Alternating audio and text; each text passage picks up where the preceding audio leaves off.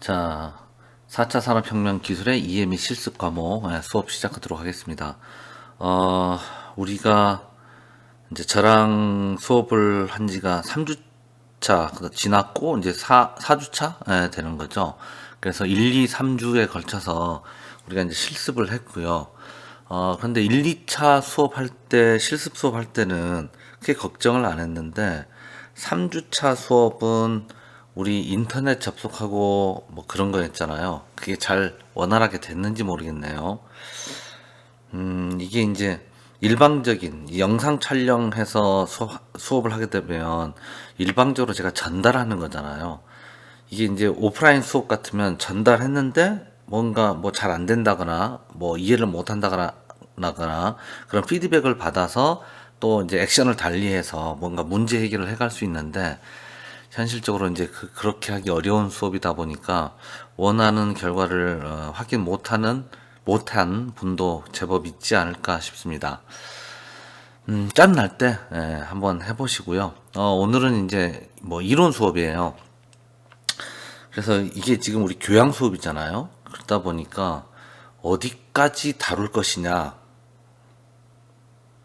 선을 정해야겠죠.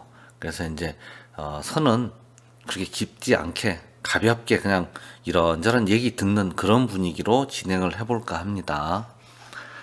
자, 천천히 시작해 보도록 하죠. 이건 이제 우리 이 영상은 4차 산업혁명 기술의 EME 실습 재택 수업을 위해 만들어졌고요. 자, 그래서 오늘 이 시간에 지금 현재 제가 강의를 내용이 어디까지 진행될 거냐면 사물 인터넷 개요, 그 다음에 뭐 플랫폼, 네트워크 한 요 정도 얘기하면 끝나지 않을까. 그 다음에 이 뒤에서 언급할 만한 내용들을 이번 시간에 다 하는 건 좀 무리지 않을까 싶고요. 일단은 가는 데까지 가보자고요. 주어진 시간 안에.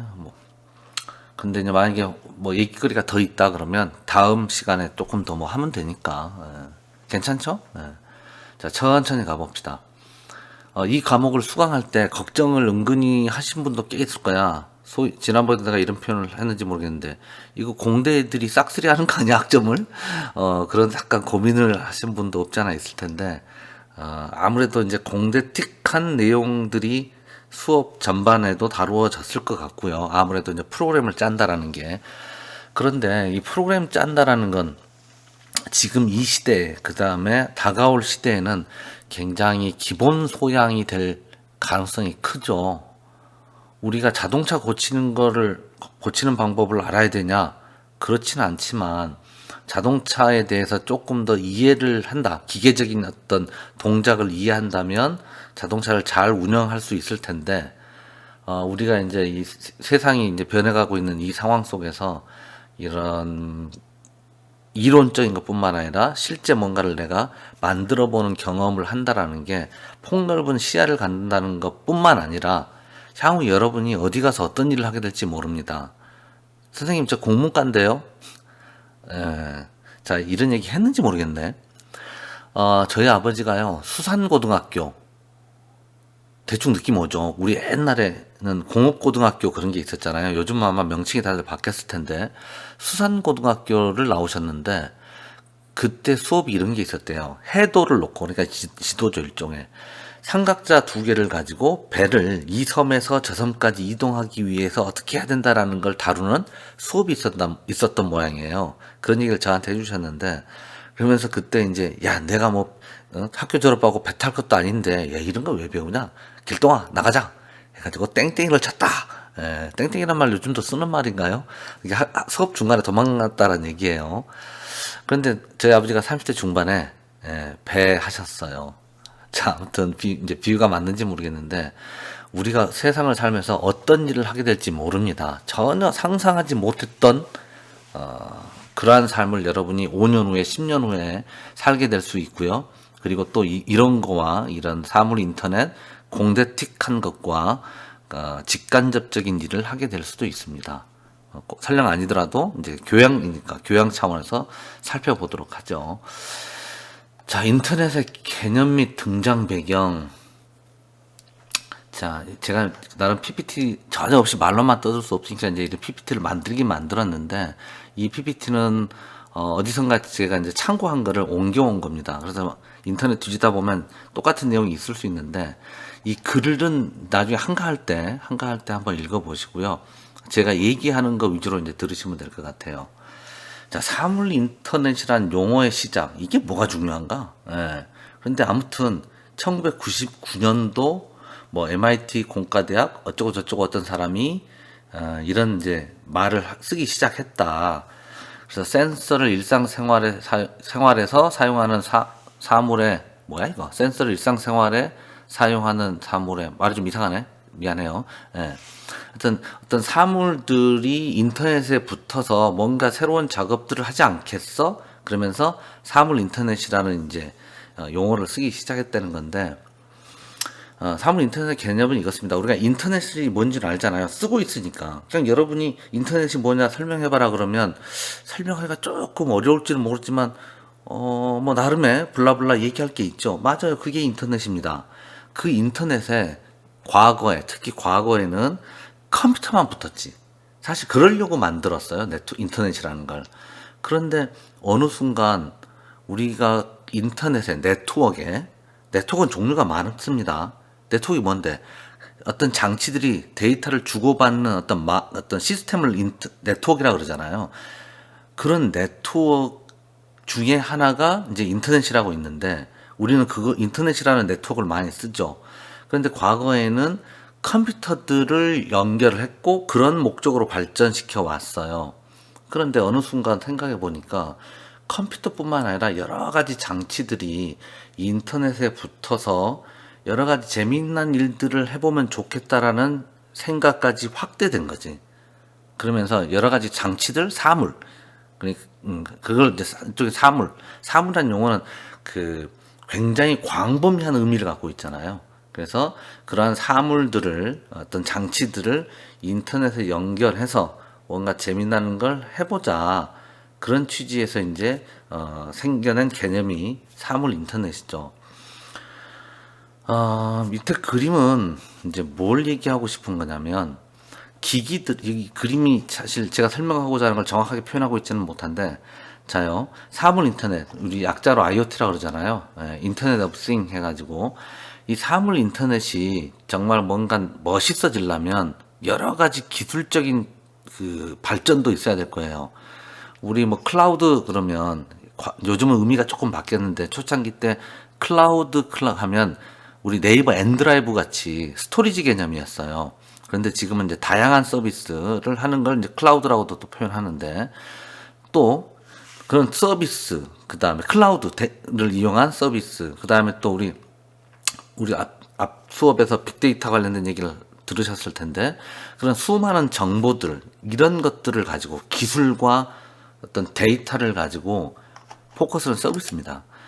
펜 꺼내보죠. 새로운 어떤 서비스를 만들어낼 수 있지 않겠냐. 기존에 없던 나이스한 서비스를. 자요, 인터넷이 없던 시절을 생각해 볼까요? 더 과거로 가볼까? 컴퓨터가 없던 시절. 우리는 지금 컴퓨터를 가지고 이루어지고 있는 여러 가지 수많은 서비스를 할 수가 없었죠. 자, 컴퓨터 등장 이후 또 컴퓨터들을 네트워크로 연결함으로 인해서 우리는 지금 여러 가지 서비스들을 개발해서 누리고 있고, 또 그와 관련된 산업 비즈니스가 활성화되고 있는 겁니다. 그래서 이제는 컴퓨터뿐만 아니라 여러 가지 사물들을 네트워크에 붙임으로써 어떤 멋진 서비스들이 나타날 것인가, 그런 멋진 서비스를 이용해서 보다 나은 삶을 만들어보자, 세상을 만들어보자, 이제 이런 개념이 이제 이 사물 인터넷의 개념이다, 이렇게 이제 보시면 되겠습니다. 뭐 여러 가지 용어들이 있죠. 근데 이 얘기는 한번 하고 가는 게 좋을 것 같아서, 과거에 우리가 이런 표현을 썼어요. 지금도 쓰고 있는 표현인데, 원격 제어, 원격 모니터링. 자, 그러면 제어하고 모니터링 한다? 누가 제어하고 누가 모니터링 합니까? 사람이 해야죠. 그렇잖아요? 기계를 누가 제어할 거야? 누가 조종할 거야? 사람이 해야지. 그런데 이것을 기계가 기계를 제어하고 기계가 기계들끼리 서로 얘기를 해서 처리를 하는 어떤 그러한 상황을 M2M 이렇게 불러요. 머신 투 머신. 그래서 사물 인터넷이라는 그 큰 범주에 사람이 개입해서 하는 것도 포함되지만 기계끼리 데이터를 주고받으면서 처리하는 그런 것 또한 이제 사물 인터넷의 개념에 포함된다 볼 수 있을 겁니다. 자, 말 그대로 개념이라는 건 모호한 거죠, 사실. 개념이 명확하게 떨어진다? 추상적인 단어, 예를 들어서 사랑, 이거를 명확하게 한두 문장에 정리를 어떻게 해. 굉장히 모호한 건데, 사물 인터넷이라는 개념도 매 어떤 시대마다 조금씩 바뀔 수 있어요. 그렇게 보는 게 맞아요. 그러면 여러분이 생각하는 IT 기술, 뭐 전자 장치 기술, 통신 기술, 네트워크 통신, 유무선 모든 것들이 집약돼서 여러분이 생각할 수 있는 어떤 전자 시스템 전부 다가 사물 인터넷이에요. 특히 얘네들이 데이터를 주고받는다. 뭘로? 네트워크로. 그게 유선이든 무선이든. 그러한 개념 속에서 이루어지는 모든 것들을 사물 인터넷 범주에 넣을 수 있습니다. 우리가 사물 인터넷 떠든 지가 얼마나 됐을 것 같습니까? 우리나라 기준으로 따지면 정권으로 얘기해 볼게요. 지금 현재 정권을 문재인 대통령 정권 이렇게 표현하잖아요. 그 전에는 어느 분이었죠? 저마다 정치 성향이 다르기 때문에 이제 지지하시는 분도 있고 싫어하는 분도 있고 그럴 텐데 이제 박 대통령이었잖아요. 그 전에는 이명박 대통령이었죠. 그 전에 누구였는지 혹시 기억나세요? 자, 무슨 얘기냐면 내가 좀 흥분했는데 갑자기 정치인들 얘기하다 보니까 살짝 흥분했는데 자, 무슨 얘기냐? 뭔 얘기가 같더라? 언제부터 사물 인터넷 그 얘기했구나. 그 얘기를 또 제가 뭔 얘기하려고 그랬는지 까먹어버렸어. 자, 미안해요. 생각나면 얘기하기로 하는데 자, 사물 인터넷 얘기가 잠시만. 에이, 생각나면 얘기할게요. 자, 아무튼 기계와 기계끼리 이제 뭔가 데이터를 주고받고 처리를 할 수 있는 시스템, M2M 시스템 그런 영역을 그런 이제 시스템을 M2M 시스템 뭐 이렇게 볼 수 있을 거예요. 그래서 이제 사물 인터넷 개념에 대해서 뭐 좀 나름 이제 언급을 했고요. 그러면 사물 인터넷이 왜 등장했냐? 자, 이거는 뭐 궤변일 수도 있고 그런데 이렇게 얘기해 볼까요? 우리 스마트폰이 왜 만들어졌지? 다시 더 과거로 가봅시다. 스마트폰 전에 핸드폰이었잖아요. 그냥 뭐 전화하고 문자 보내고 자, 이동 전화기였잖아요. 그게 왜 만들어졌죠? 우리가 사람들이 야, 우리 이동하면서 전화할 수 있는 거 만들어 주세요 하고 목 놓아 기업에 요구한 게 아니죠. 기업에서 요런 거 만들면 팔리겠는데? 새로운 시장이 열리겠는데? 돈벌이가 될 것 같은데? 사람들은 상상 속에서나 했던 것들 우리 기술을 잘 이렇게 모아보면 만들어질 것 같지 않아? 그러면서 개발해서 만들어서 출시한 겁니다.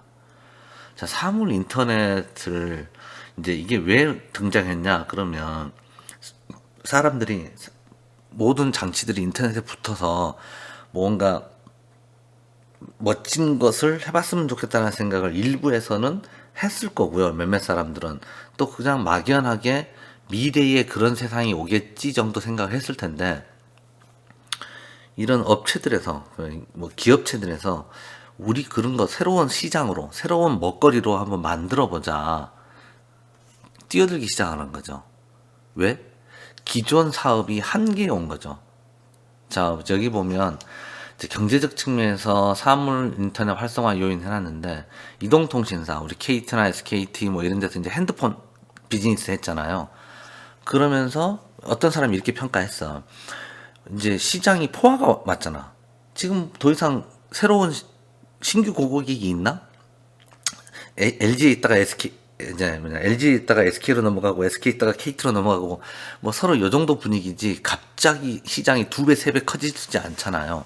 더군다나 이제 와이파이비 쫙 깔리면서 우리 데이터 요금 이거 저기 와이파이 지역에서는 와이파이 쓰면은 돈 발생 안 하죠. 과금 안 나오잖아요. 그래서 뭔가 이 사람들 입장에서는 새로운 활로를 찾아야 돼. 그렇다면 우리 일해 볼까? 새로운 뭔가를 만들어 볼까? 이렇게 이제 시작을 했다고 볼 수 있고요. 제가 통신사 얘기만 했는데, 자, 가전 3사? 옛날에는 가전 3사 그렇게 얘기했었는데, 지금은 LG하고 삼성이 유명하죠. 또 뭐 옛날에는 대우라는 회사도 있었어요. 여러분이 아실지 모르겠는데, 너무 옛날 얘기만 하나? 자, 가전제품 그러면, 가전제품이 뭐야? 냉장고, 세탁기, 뭐 에어컨 등등등. 자, TV를 예를 들어 볼까요? TV를 만들어 팔던 LG나 삼성이 이거 계속 이것만 팔아갖고는 돈벌이가 안 돼. 그래서 새로운 시장을 찾은 게 이러한 사물 인터넷 시장이죠. 자, 이런 얘기를 하나 해볼게요. 우리가 2시간 안에 할 얘기가 많은데 제가 너무 3000% 가는지 모르겠는데, 다 뭐 수업과 관계된 얘기니까. 여러분들이 만약에 회사에, 자, 수업은 내려놓고, 우리 수업 안 중요해. 수업 내려놓고, 여러분이 만약에 회사에 입사를 했다 칩시다. 그러면 초봉 얼마냐, 니는 얼마 받니, 나는 얼마 받니, 우리 최대 관심 나지. 자, 그러면 입사한 지 1년이 지났고 2년이 지났어. 그럼 여러분은 어떻게 생각해? 월급을 올려줘야 된다라고 생각할 겁니다. 그렇죠. 그러면 회사에서 월급을 올려주려면 그만한 이유가 있어야 돼. 자, 그럼 제가 여러분이 공감할 수 있는 2가지 얘기만 해볼게요. 첫 번째는 회사 생산성에 기여를 해야 돼. 내가 회사에 기여하는 거가 올해도 1%, 내년에도 2%야. 근데 회사에서는 왜 월급을 더 올려주지? 요건 조금 공감 안 될 수 있는데, 자, 2번째 이유.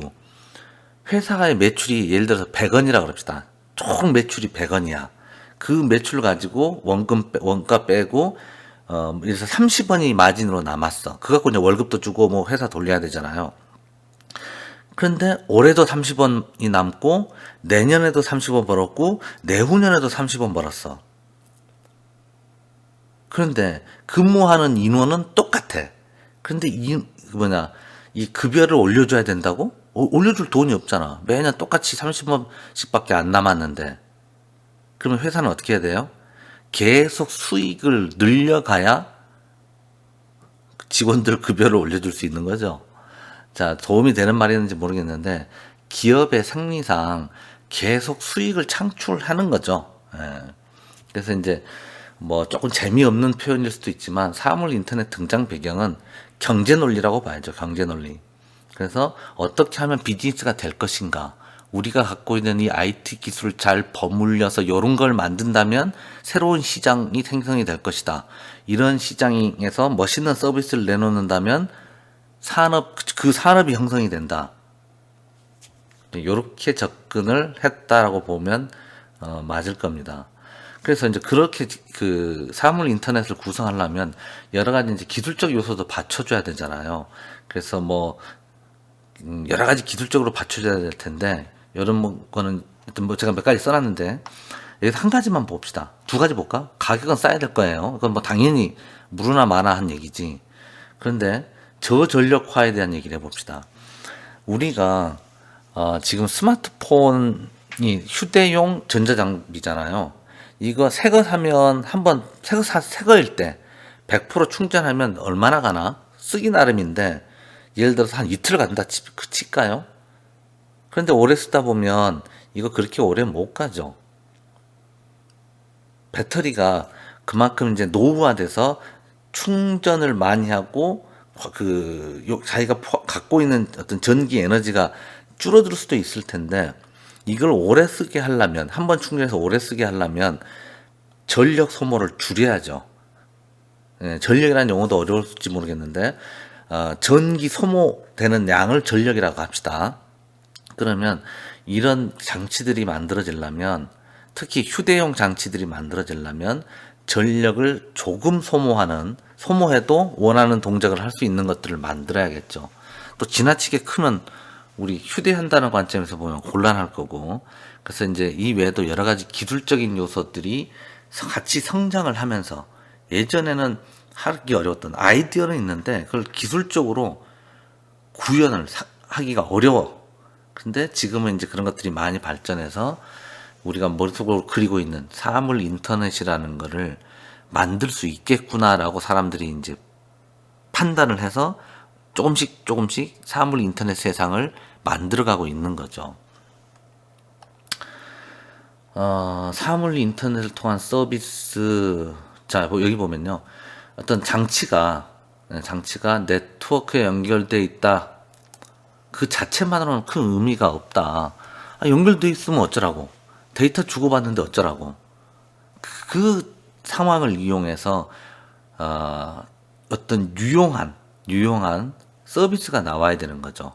그 서비스 중에 이제 우리가 첫 번째 제가 쓴 게 헬스케어. 뭐 충분히 우리가 상상할 수 있죠. 사물 인터넷 뭐 여러분들이 충분히 이해하고 있다고 생각이 되는데, 뭐 우리 영화를 봐도요. 아일랜드? 이완 맥그리거하고 그 여자 배우 누구더라? 나온 영화 있죠. 거기에서 그 남자 배우가 이제 아침에 일어나서 소변을 보는데, 당신 건강 상태가 어떻다. 이런 것들이 착 나오잖아요. 예. 그게 이제 기술적으로 구현이 어렵냐? 어렵진 않지. 지금도 충분히 가능할 수 있죠. 근데 이제 운용비가 많이 들죠. 기술적으로 만들 수는 있는데 운용비가 많이 들지. 그 운용비를 현실화해야 이제 그게 우리 일상생활에 들어오는 거고. 그래서 이제 과거에는 뭐라고 썼나 봅시다. 과거에는 질병이나 질환이 발생한 다음에, 아이고 뭐 틀렸다. 체계적으로 효율적으로 관리하는 것에 관심이 집중됐다면, 지금은 질환의 예방, 예측에 활용될 수 있다.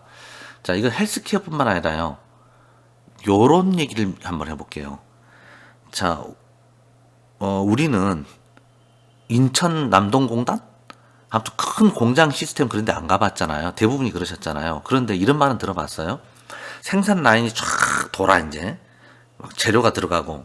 그런데 이거 한번 중간에 끄면, 의도했든 의도치 않든 무슨 문제가 있어서 꺼졌든, 다시 재가동하는데 비용이 엄청 발생한다. 뭐 그런 얘기 들어봤어요? 예를 들어서 이래 볼까? 쇳물을 녹여서 쫙 붓는 거야. 그래가지고는 용광로 막 이런 거. 그래서 뭔가 공정이 쭉 진행되고 있는데 갑자기 툭 라인이 멈췄어. 그럼 어떻게 해? 쇳물이 정상적으로 식기 전에 뭔가 작업을 해야 될 텐데 온도가 떨어지네? 그럼 어떻게 해? 이거 다시 긁어다가 다시 녹여? 그죠? 일이 발생하네? 그래서 자, 지금 뭔 얘기 하려고 그러냐면 그러니까 발생을 예측한다는 얘기를 하려고 그래요. 자, 그러면 어떤 걸 이제 적용할 수 있냐면, 미리 각 그 장치들한테 센서를 달아서 평소에 모니터링을 지속적으로 쫙 해. 그러다가 얘가 이상 패턴이 나오면 얘 수명이 얼추 다 되어 가는데 해놓고 알려주는 거지, 그쪽 관리자한테. 이거 조만간 정확하게 내가 몇 월 며칠 날 몇 시 몇 초에 얘가 멈춘다 라고 말은 못하겠지. 신이라면 몰라도.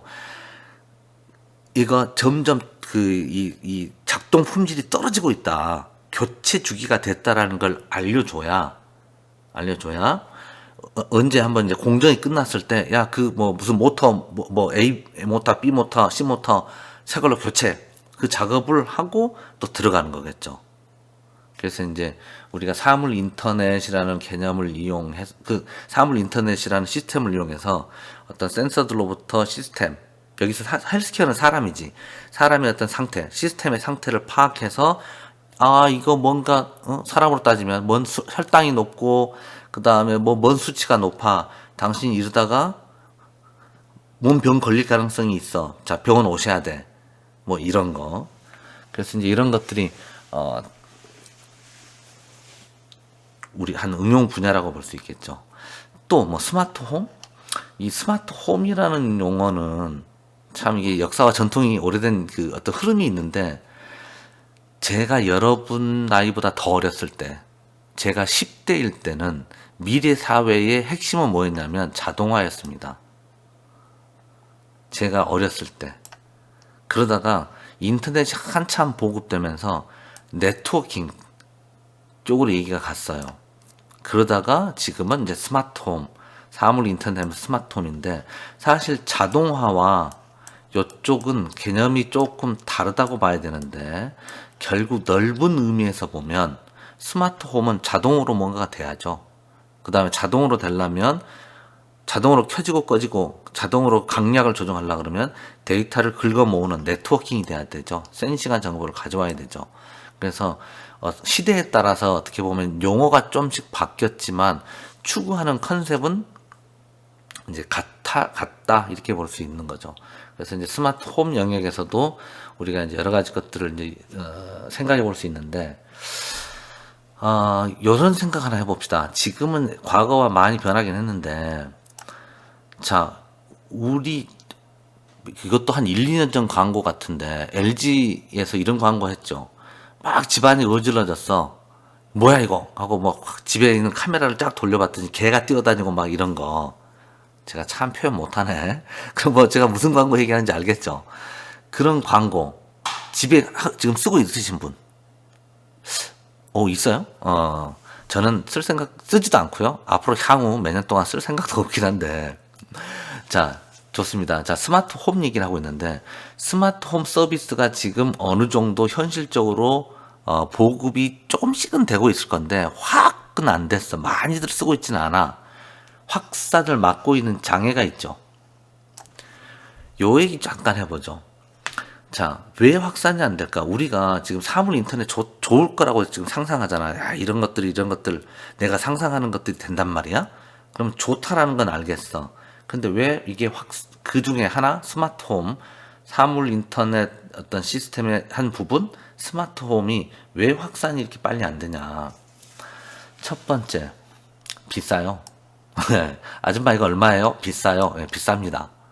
당연하겠죠. 일반 그러한 기능이 없는 제품보다 비쌉니다. 또 집에 냉장고, 세탁기, 기타 등등 잘 쓰고 있습니다. 자, 냉장고 하나 샀어요. 몇 년 쓰죠? 자, 여러분 집에 냉장고 있습니다. 아빠, 엄마 집에 냉장고 있죠? 이거 언제 사셨더라? 저희 아들이, 갑자기 왜 아들 얘기? 아들이 중학교 지금 2학년인데요. 그럼 열 몇 살이야? 14살이야? 15살이야? 제가 결혼할 때 냉장고 샀어요. 제 아들 나이를 따져본 건 몇 년 지났는지, 이 냉장고 몇 년 지났는지 보려고 그런 거거든요. 한 15년쯤 지난 것 같아. 라이프 사이클이 길어요. 한번 사놓으면 신제품 나왔다고 해서 스마트홈 기능이 있는 신제품이 나왔다고 해서 기존에 사진 않아요. 왜 기존에 샀던 거 잘 돌아가고 있는데 라이프 사이클이 길어서 새로운 수요가 아직 빈번하게 발생을 안 하죠. 우리 스마트폰은 비교적 여러분들 자주 바꾸시는 것 같은데 저는 한번 사면 마르고 닳도록 얘가 바보가 될 때까지 쓰거든요. 지금 떨어뜨려 가지고 심지어 그 액정이 금이 갔는데도 잘 씁니다. 뭐 여러분도 이제 뭐 오래 쓰시는 분도 있겠지만 그래도 중장년층에 비해서는 이 스마트폰을 빨리 바꾸시는데, 자, 세탁기, 냉장고 누가 삽니까? 여러분들이 사시는 거 아니죠. 엄마 아빠가 사죠. 엄마 아빠가 이런 거 자주 바꿀 것 같아요. 신상 나온다고 해서 안 바꿉니다. 자, 또 한 가지. 스마트홈 가지고 뭐 할 수 있습니까, 우리? 뭐 과거에 많이 나왔었어요. TV 광고 보면 뭐 냉장고 안에 지금 제품이 뭐가 있고, 그 다음 냉장고 앞에서 뭘 주문하고 거기서 뭐 인터넷 접속이 돼서 레시피를 다운받고, 그거 하는데 돈 더 써야 돼? 제가 정확한 가격은 모르겠는데요. 이마트 이런 데 가보면 냉장고 값 이런 거 기능 없어도요 몇백만 원씩 하잖아요. 근데 이런 기능 들어가 봐. 가격이 훅 뛸 거야. 그러면 냉장 기능이 더 좋아지나? 똑같아, 그건 똑같은데, 이런, 인터넷 접속이 돼서, 말 그대로 사물 인터넷 기능이 있는 이런 거를 살까? 그죠? 여러 가지, 장애 요소가 많아요. 그래서 이런 것들이 이제 한꺼번에 확 보급된다기보다는 아주 점진적으로, 이 스마트홈 용어는 좀 다르지만 이 스마트홈에 대한 역사, 아까 우리가 뒤에서 봤잖아요. 자동화, 네트워킹, 스마트홈 이러면서 뭔가 집안 내부를 멋지게 만들어 보자 하는 시도는 아주 오래전부터 연구되어 왔습니다. 그런데 이거를 보급하기까지 현실적으로 여러 가지 장애가 있어서 굉장히 늦게 아주 점진적으로 변해요. 자, 그러면 여기서 또 이제 삼천포 한번 가봅시다. 우리 정보통신 기술이 굉장히 발전하고 있다라고 그러죠. 그러면 여러분이 기억하는 과거는 언제일까? 초등학교 몇 학년까지 기억나요? 저 초등학교 1학년 때 기억이 생생하게 납니다. 옆 짝꿍이 누구였는지 이름과 얼굴 다 기억납니다. 여러분은 그럴 수 있는데 저는 기억 안 나지만 아무튼 자, 한 10여 년 전을 여러분이 20살로 보고요. 10년 전이면 10살, 10살이면 초등학교 뭐 2, 3학년 되잖아요. 자, 그때 이후 세상이 뭐가 바뀌었습니까? 10년 전이면 제가 이제 제가 그 전직 폴리텍 대학 교수였는데 막 이제 학교 관두고 세상에 나오려고 할 그 무렵인데 크게 변한 건 스마트폰이 등장했다라는 거하고요. 그러면서 많이 변했죠. 그 다음에 버스 탈 때 버스 몇 분 후에 도착한다. 요런 거 크게 변했죠. 자, 집안 가전제품 봐봐요. 뭐가 크게 변한 게 있나? 그래서 저는 이제 이런 가전제품을 한 15년 전에 사고 그 이후로는 크게 관심을 안 둬서 잘은 모르지만 신제품에서 나오긴 나왔을 텐데 이게 보급되어 있지는 않죠. 자, 정리해보면 자, 스마트 홈 좋은 얘기고 앞으로 그렇게 가려고 합니다. 그런 비즈니스를 위해 많은 노력들을 하고 있고요. 그런데 이런저런 이유 때문에 상당히 점진적으로 변한다. 자, IT 기술 얘기하면서 제가 10년 전을 생각해봐라. 뭐가 변했냐? 여러분이 피부에 느끼려면, 물론 여러분이 피부로 느끼지 못하는 많은 변화가 있긴 있었죠. 그렇지만 이제 우리 일반인이라는 관점에서, 나 공돌이 아니고 그냥 일반인이야. 나 회사 다니는 그냥 일반 회사 다니는 분들이야. 그분들이 느끼는 어떤 IT 기술이 발전이 나한테 직접적으로 영향을 미치는 건 좀 생각보다 좀 천천히 가죠. 요 링크는요, 나중에 여러분들이 한번 가보십시오. 그러면 SK텔레콤이나 LG나 KT에서 우리 이런 서비스 해요, 할 거예요 하는 것들을 이제 얘기를 하고 있어요.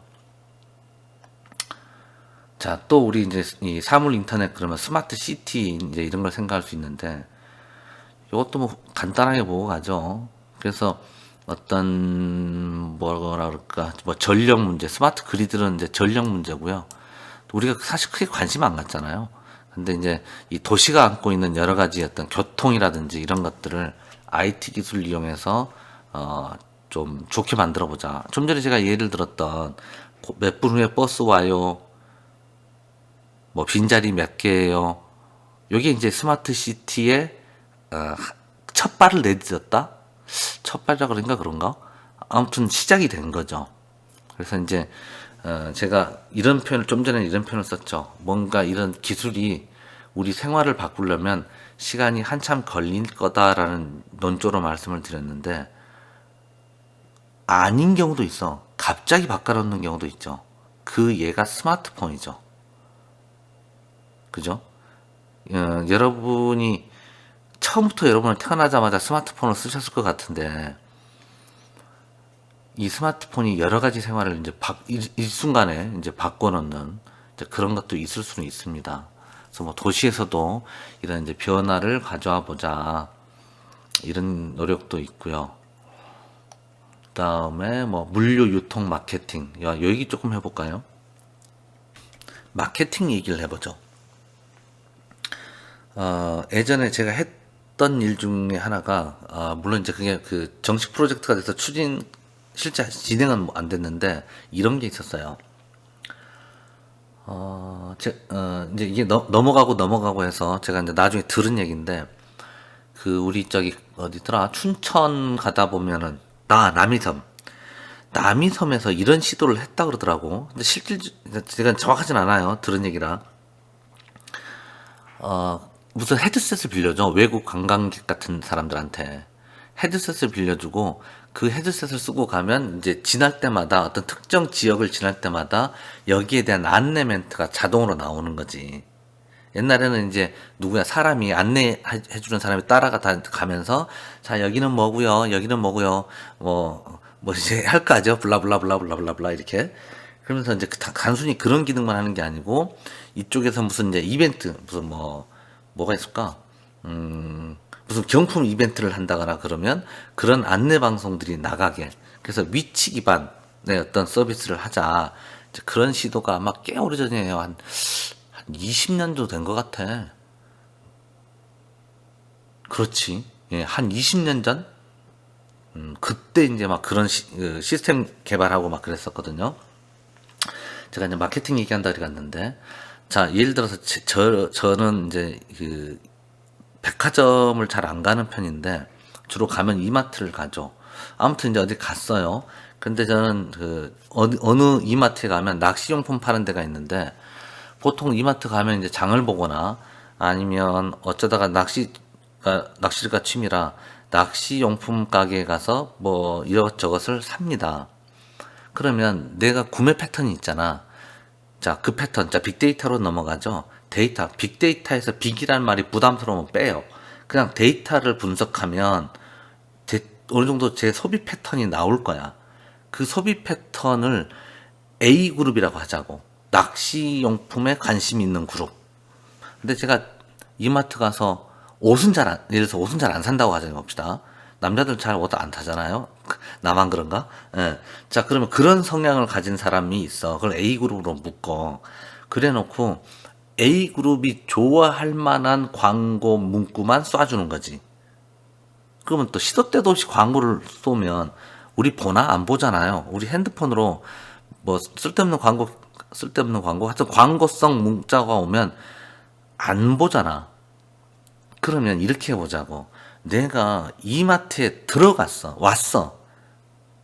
그러면 낚시용품 관련된 어떤 행사나 이벤트, 무슨 뭐 홍보, 이런 것들을 톡 보내주면 훨씬 더 전달력이 좋겠죠. 그래서 뭔가 선택적으로 이제 그 마케팅을 할 수 있는 거지. 또 내가 저기 식품 코너에 있는데 뭐 낚시용품 중에 이제 아주 뭐 소소한 거 5천 원짜리 뭐가 있다 칩시다. 5천 원짜리 뭐가 나왔어. 그런 류들이 낚시 미끼가 그게 나왔어요. 그러면 거기에 있을 때 그런 문자를 쏘면 내가 귀찮아서도 잘 안 가지잖아. 그런데 에스컬레이터 타고 쭉 가는데 이제 식품 코너 갈라 그러면 그 낚시용품 코너 층을 지나가야 돼. 그 무렵에 탁 떨어져. 그러면 잠깐 들렸다 갈까? 요런 게 맞잖아요. 자, 이런 것들이 IT 기술, 사물 인터넷, 또 그러한 것들을 이루기 위한 데이터 관리, 네트워크, 그 다음에 내가 어디 있는지를 센싱 해야 되는 그런 문제, 이런 것들이 이제 녹여지면서 어떤 마케팅 분야에서도 이제 충분히 이제 활용을 하겠죠. 제가 아까 오늘 강의 초반에 뭐라 그랬냐면 여러분이 어디 가서 어떤 일을 할 줄 모른다 그랬는데, 이게 홍보가 될지 모르겠는데, 환경 아카데미? 우리 학교, 요즘은 지금 학교 못 나오시잖아요. 학교 벽보에 무슨 교육 프로그램, 무슨 경진대회 엄청 붙죠. 근데 제가 이제 그 경진대회에 관여한 적이 있는데, 몇몇 경진대회 관여를 했었는데, 그중 하나는 뭐가 있냐면, 2달을 교육을 시켜요. 문과생들 위주로. 그러니까 제일 처음에는 공대생도 참여를 시켰는데, 그 다음 해 행사할 때는 공대생은 빼고, 문과 계열 비공대생들만 모아서 뭘 가르치냐? 파이썬을 가르쳤습니다. R도 조금 가르친 적이 있어요. 그래서 컴퓨터 랭귀지를 가르쳐요. 왜 문과생들한테 그런 걸 가르치냐? 그 랭귀지를 가르친다면 뭐를 하게 했냐면, 크롤링이 뭐냐면, 인터넷에 떠돌고 있는 여러 가지 정보들, 웹페이지에 있는 정보를 긁어 모으거나, 공공 데이터, 아마 우리 R 수업하면서 하셨을 수도 있고, 안 하셨을 수도 있는데, 공공 데이터라고 해서 우리 데이터들을 다 이제 기관에서 오픈을 하잖아.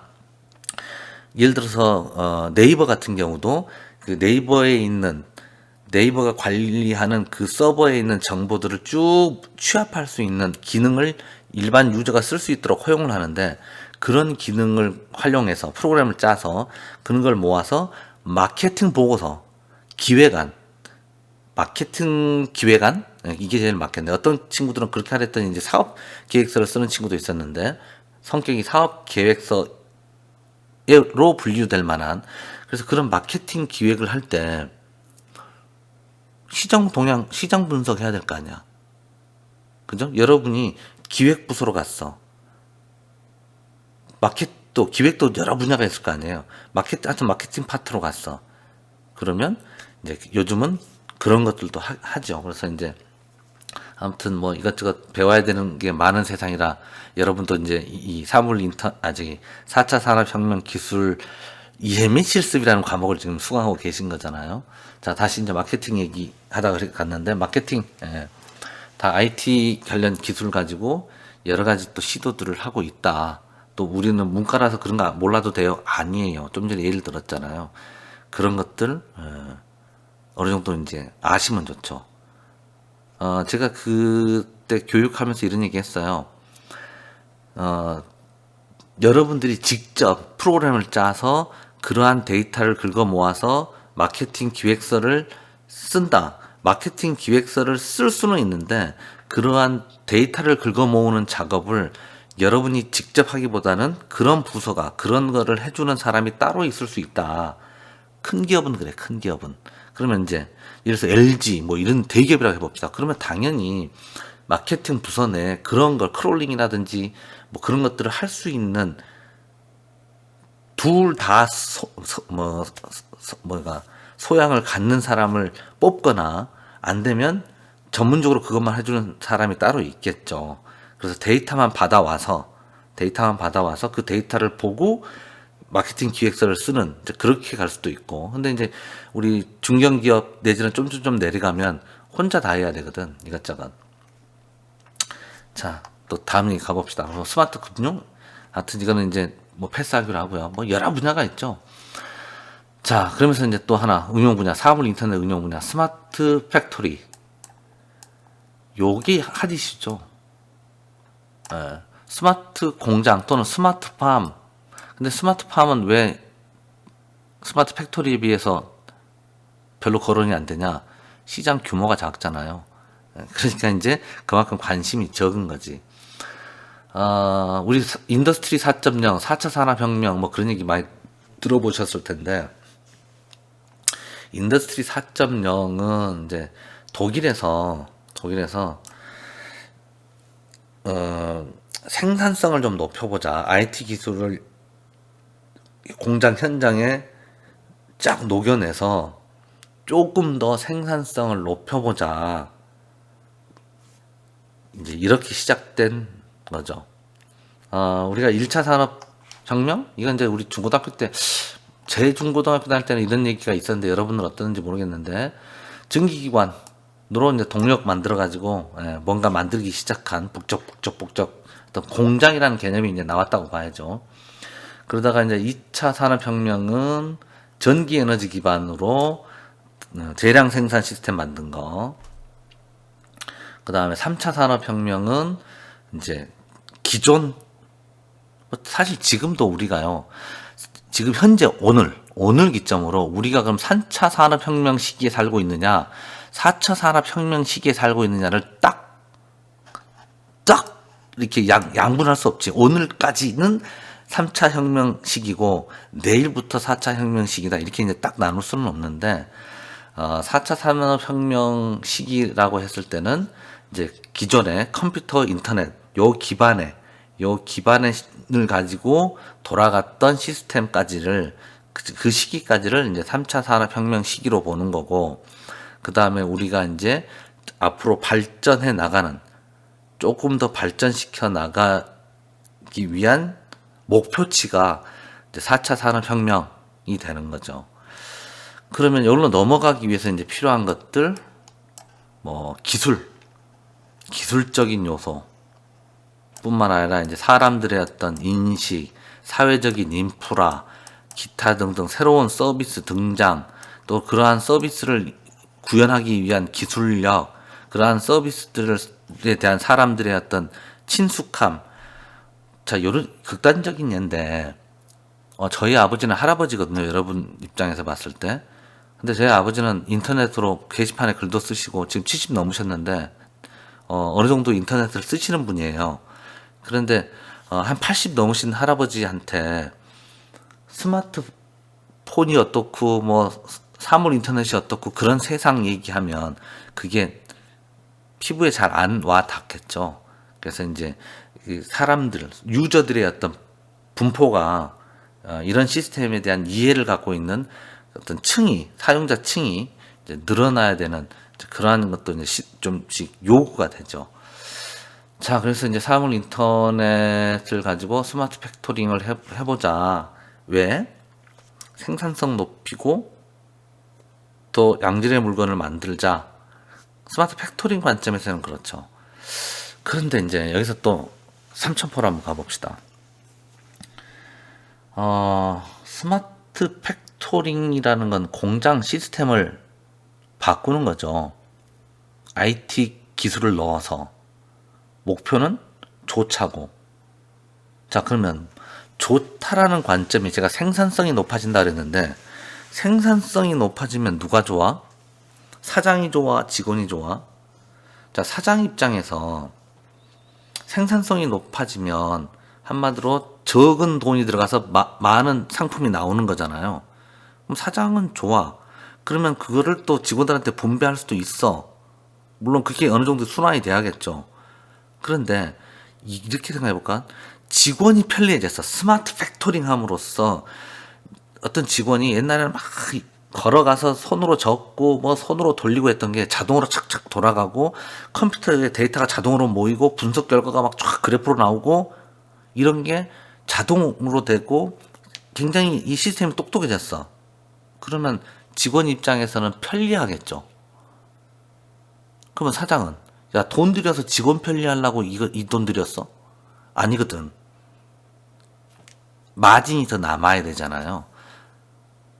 그러면 지금 우리가 현 단계, 오늘 이 시점에서 스마트 팩토링 시스템을 구축했을 때 돈이 얼마 들까? 규모에 따라 다르겠지만 1, 200만 원 아니죠. 1, 2천 규모에 따라 몇억 들 거예요. 더 큰 기업은 몇십억도 들 겁니다. 자, 몇억 든다고 합시다. 그러면 몇 억을 들여서 얻을 수 있는 생산성을 현재 스마트 팩토링이라고 주장하고 있는 기술들이 과연 만들어낼 수 있느냐? 그때그때 달라요. 케바케야. 상황에 따라 달라. 그런데 모든 경우에 있어서 투자 대비 그만큼을 나올 거냐? 공장마다 상황이 다르고 무엇을 만드는 공장인지 또 어떤 특징을 갖고 있는 공장인지에 따라 다 시스템이 다 다양해야 될 거잖아요. 모든 상황을 만족시키는 시스템이 어딨어? 그 시스템의 공장 상황에 맞도록 자꾸 새로운 것 이제 맞도록 어떤 게 개발이 돼야죠. 어떻게? 저가로 개발이 돼야지. 유지 보수비도 적게 돼야 되고. 자, 스마트 팩토링 시스템 도입했어. 이거 누가 유지 보수 관리하지? 외부 사람한테 맡겨? 자, 그래서 이제 어려움이 많이 있어요. 이게 당장 우리 간혹 뉴스 같은 거 보면 곧 향후 한 2, 3년 내에 공장은 막 요란하게 자동화가 되고 곧 세상이 뒤집어질 것처럼 떠들기도 하지만 그거는 희망사항이고 그렇게 만들어 가기 위해 노력할 테니 다 같이 힘을 합칩시다. 국가는 국가대로 힘을 합치고 기업은 기업대로, 연구소는 연구소대로 힘을 합쳐서 새로운 세상을 만들어 봅시다가 현실적인 얘기입니다. 그러면 여러분들이 이제 여기에 취업을 한다. 그러면 이러한 시스템을 운용하고 적응을 해야 되는 사람도 있을 거고요. 이러한 시스템을 구현해내는 사람도 필요할 거예요. 그래서 이제 각과 어떤 걸 전공하느냐에 따라 역할이 조금 영향을 받겠지만 아까도 얘기했지만 내가 개발자가 될 수도 있어요. 예. 자, 딴 얘기 하나 또 해볼게요. 제가 알고 있는 이 얘기 꼭 여기서 수업 시간에 한 것도 같은데 다른 학교에서 했나 모르겠네. 자, 한 얘기 또 한 거면 그러려니 하세요. 음악이 좋아서요. 음악을 했어요. 어떤 사람이, 제가 알고 있는 어떤 사람이. 근데 음악만 하고 있을 수는 없잖아. 취업을 해야지. 그래서 어디다 취업했냐? 적성을 살려서 게임 회사에 들어가서 배경 음악 만들어주는 쪽 일을 했어요. 음향 효과 막 이런 거 넣고. 그러다 보니까 그런 작업을 1년 365일 하는 게 아니잖아. 어떤 게임 프로젝트 한번 들어갈 때 딱 하고 또 중간에 또 이제 쉴 때도 있고 그럴 텐데, 그러다 보니까 그 회사 관계된 이 일 저 일을 하게 되죠. 그러면서 소소한 프로그램을 짜기 시작했어. 그러다 보니까 프로그램도 어느 정도 이제 하게 되네. 음악도 하고 프로그램도 좀 하고.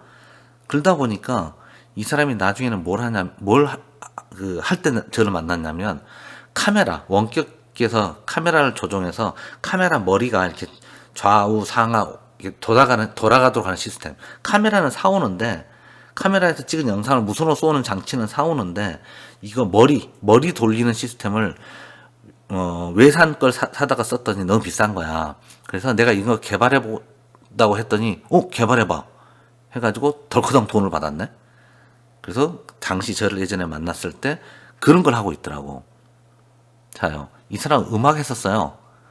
그러다가 직장 생활을 몇 년 하다 보니까 게임 회사에서 프로그램도 좀 하게 되네. 자, 제가 이제 오프라인에서 만났으면 뭐 직장 생활 얘기도 좀 더 많이 하고 그럴 건데, 자, 직장 생활, 우리 대학, 자, 또 삼천포 막 횡설수설 해볼게. 여러분이 무슨 과에 들어갔죠? 자, 이과에 들어오기 전에, 이과에서 이런 공부하는지 알았나? 예를 들어 전자과야. 컴퓨터공학과라 그럴까? 컴퓨터공학과에서 자기 나름대로, 이런 거 공부하겠지 하고 들어왔는데 전혀 다른 거 하죠. 제가 다른 과 경험은 없어서 뭐라 말을 못 하겠는데, 예를 들어서 식품영양학과라 그래 볼까? 식품영양학과 가면 뭐 이런 걸 배우겠지? 하고 들어갔는데 전혀, 물론 예상했던 걸 배우기도 하지만 전혀 딴 걸 배우기도 하잖아요. 심지어 똑같은 과도 대학마다 가르치는 게 다르죠. 그 학과 교수님이 뭘 전공했느냐, 뭘 중요시 생각하느냐에 따라 또 커리가 또 달라. 자, 똑같은 회사에 갔어. 하는 일이 다 다릅니다. 자, 정리를 할게요. 그래서 지금 사물 인터넷 서비스 얘기를 하고 있는데, 이슈가 되고 있는 게 이제 스마트 팩토리다. 그래서 스마트 팩토리는 생산성을 높여서 이윤 창출이고요. 예. 또 생산성을 높여서 동일 시공간에서 더 많은 제품을 만들어내자. 또 다른 관점에서 보면 노동 집약적인 것들을 조금 더 스마트하게 만들어 보자. 사용자, 운용자가 편리하게.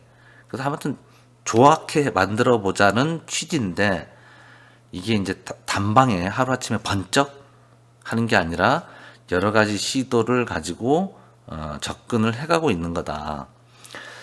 인공지능 수업 우리 앞부분에서 하셨죠? 자, 주로 뭘 보셨을 것 같냐면, 물론 이제 제가 그 수업에 참여했던 건 아니니까 뭘 수업에서 언급됐는지 다는 모르지만, 영상 처리 쪽 예가 많이 나오지 않나요?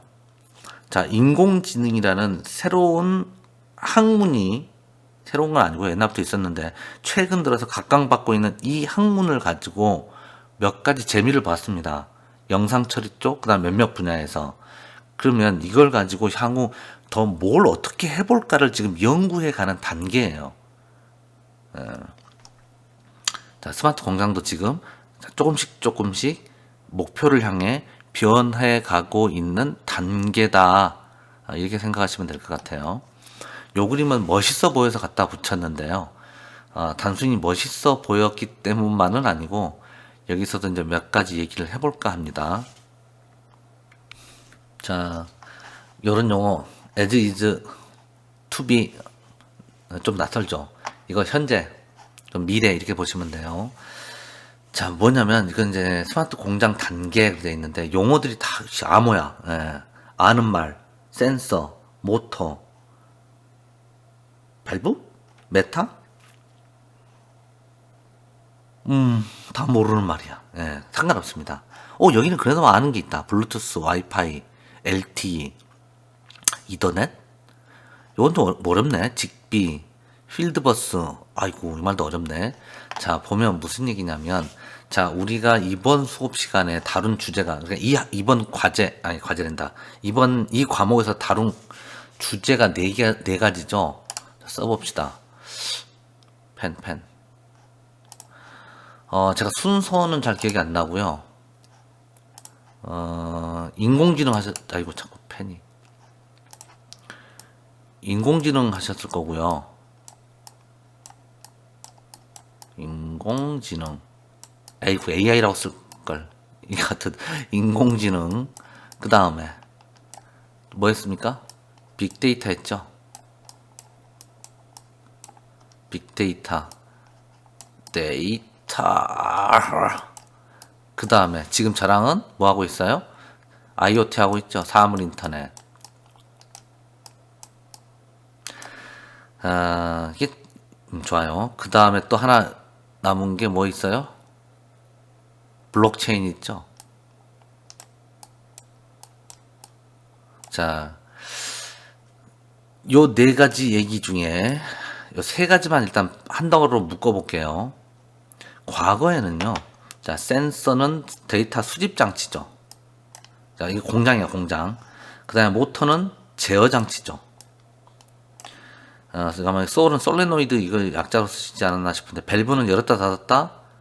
얘 또 뭔가 제어할 대상이고, 메타기는 모니터링 할 거죠. 자, 그래서요, 모니터링하고 제어를 하는 거죠. 공장 돌아가려면 모니터링하고 제어해야지.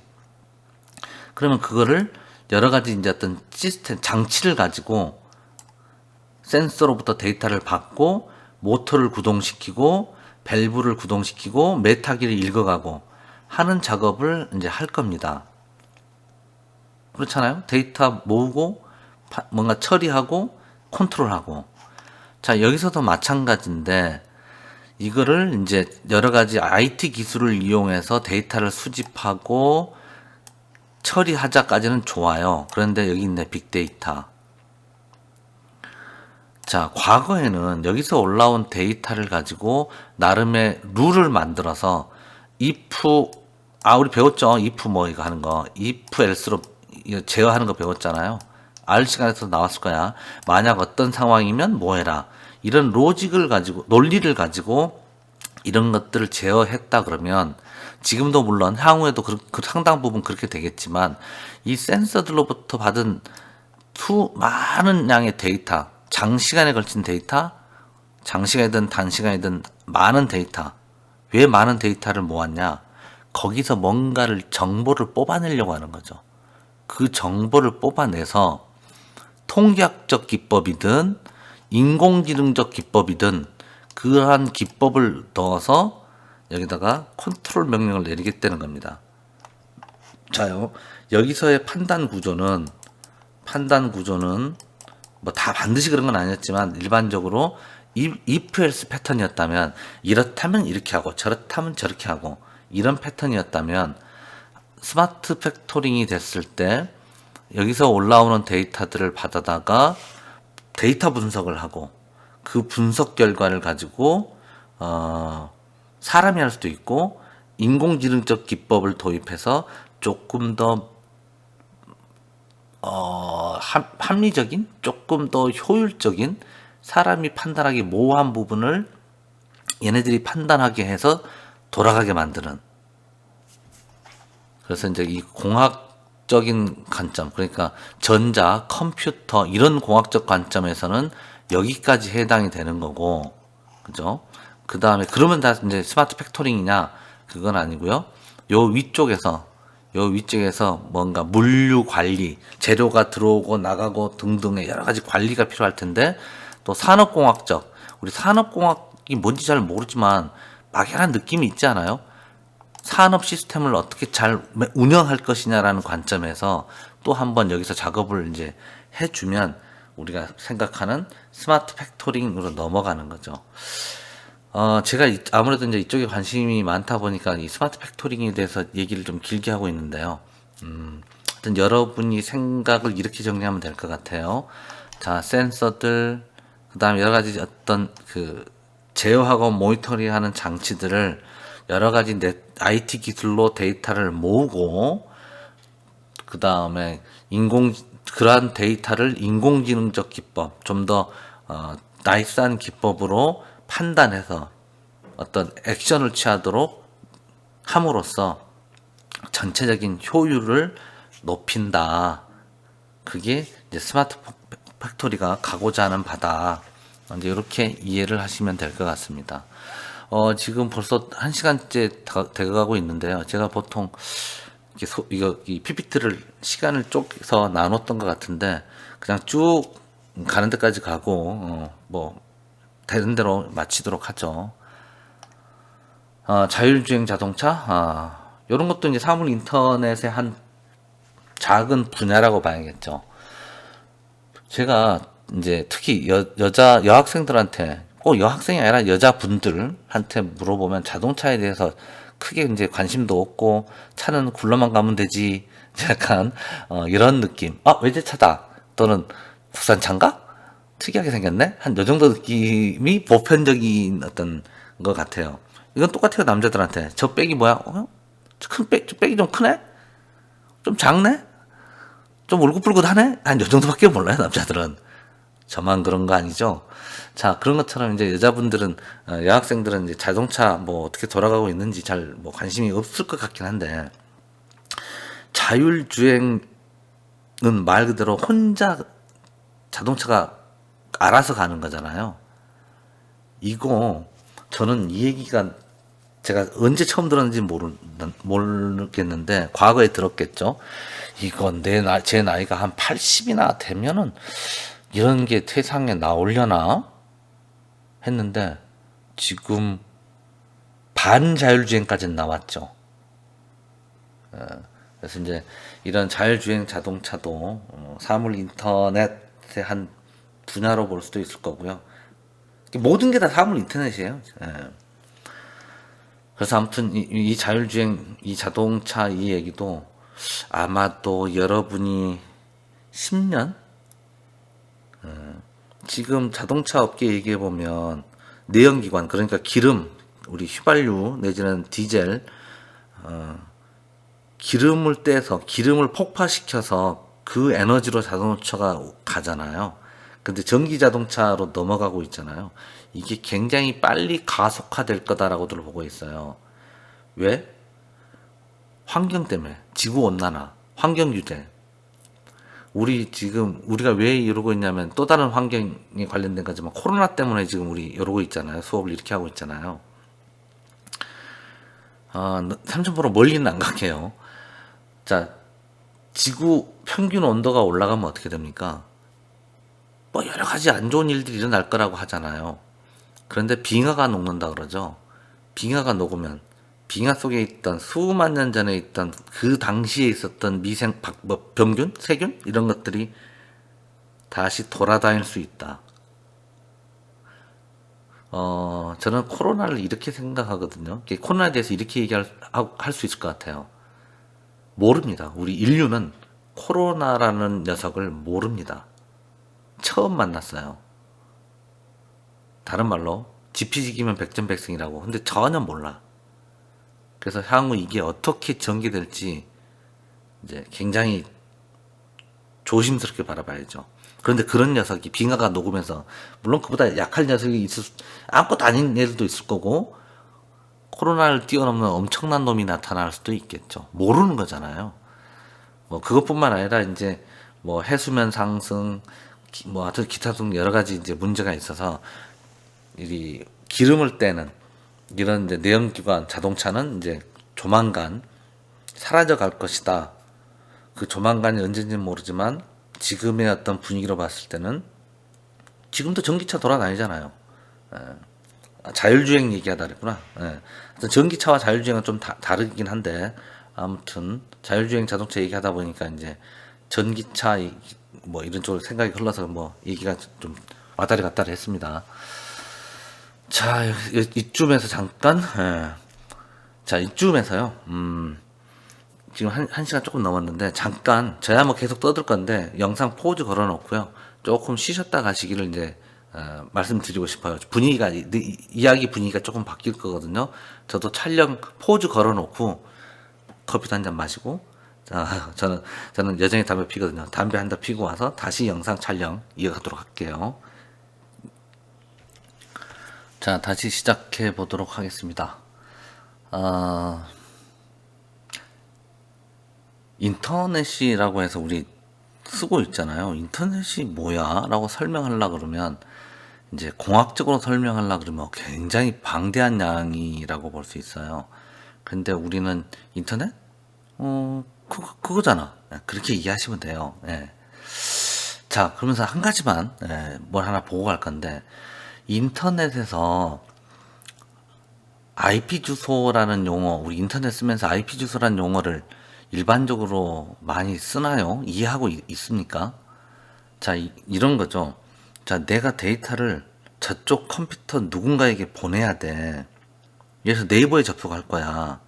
그러면 네이버에 접속해서 네이버 홈페이지 주세요 해야 되잖아요.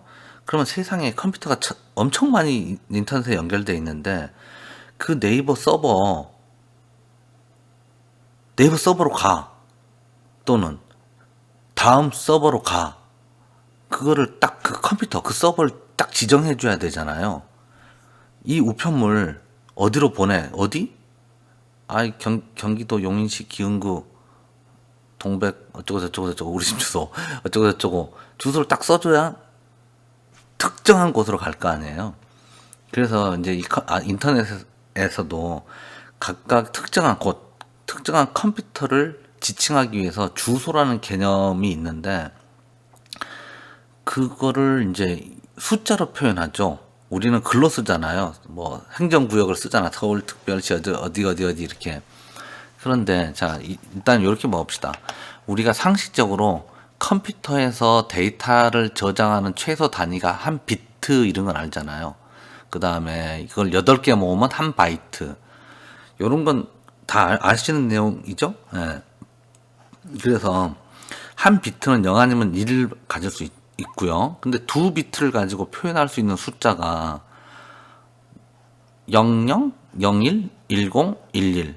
그래서 이거를 총 경우의 수가 4개 나오잖아요. 이걸 이진수 이런 얘기하면 어려워 하실 테니까 어떻게 할까? 아무튼 요거를 경우의 펜 나와라.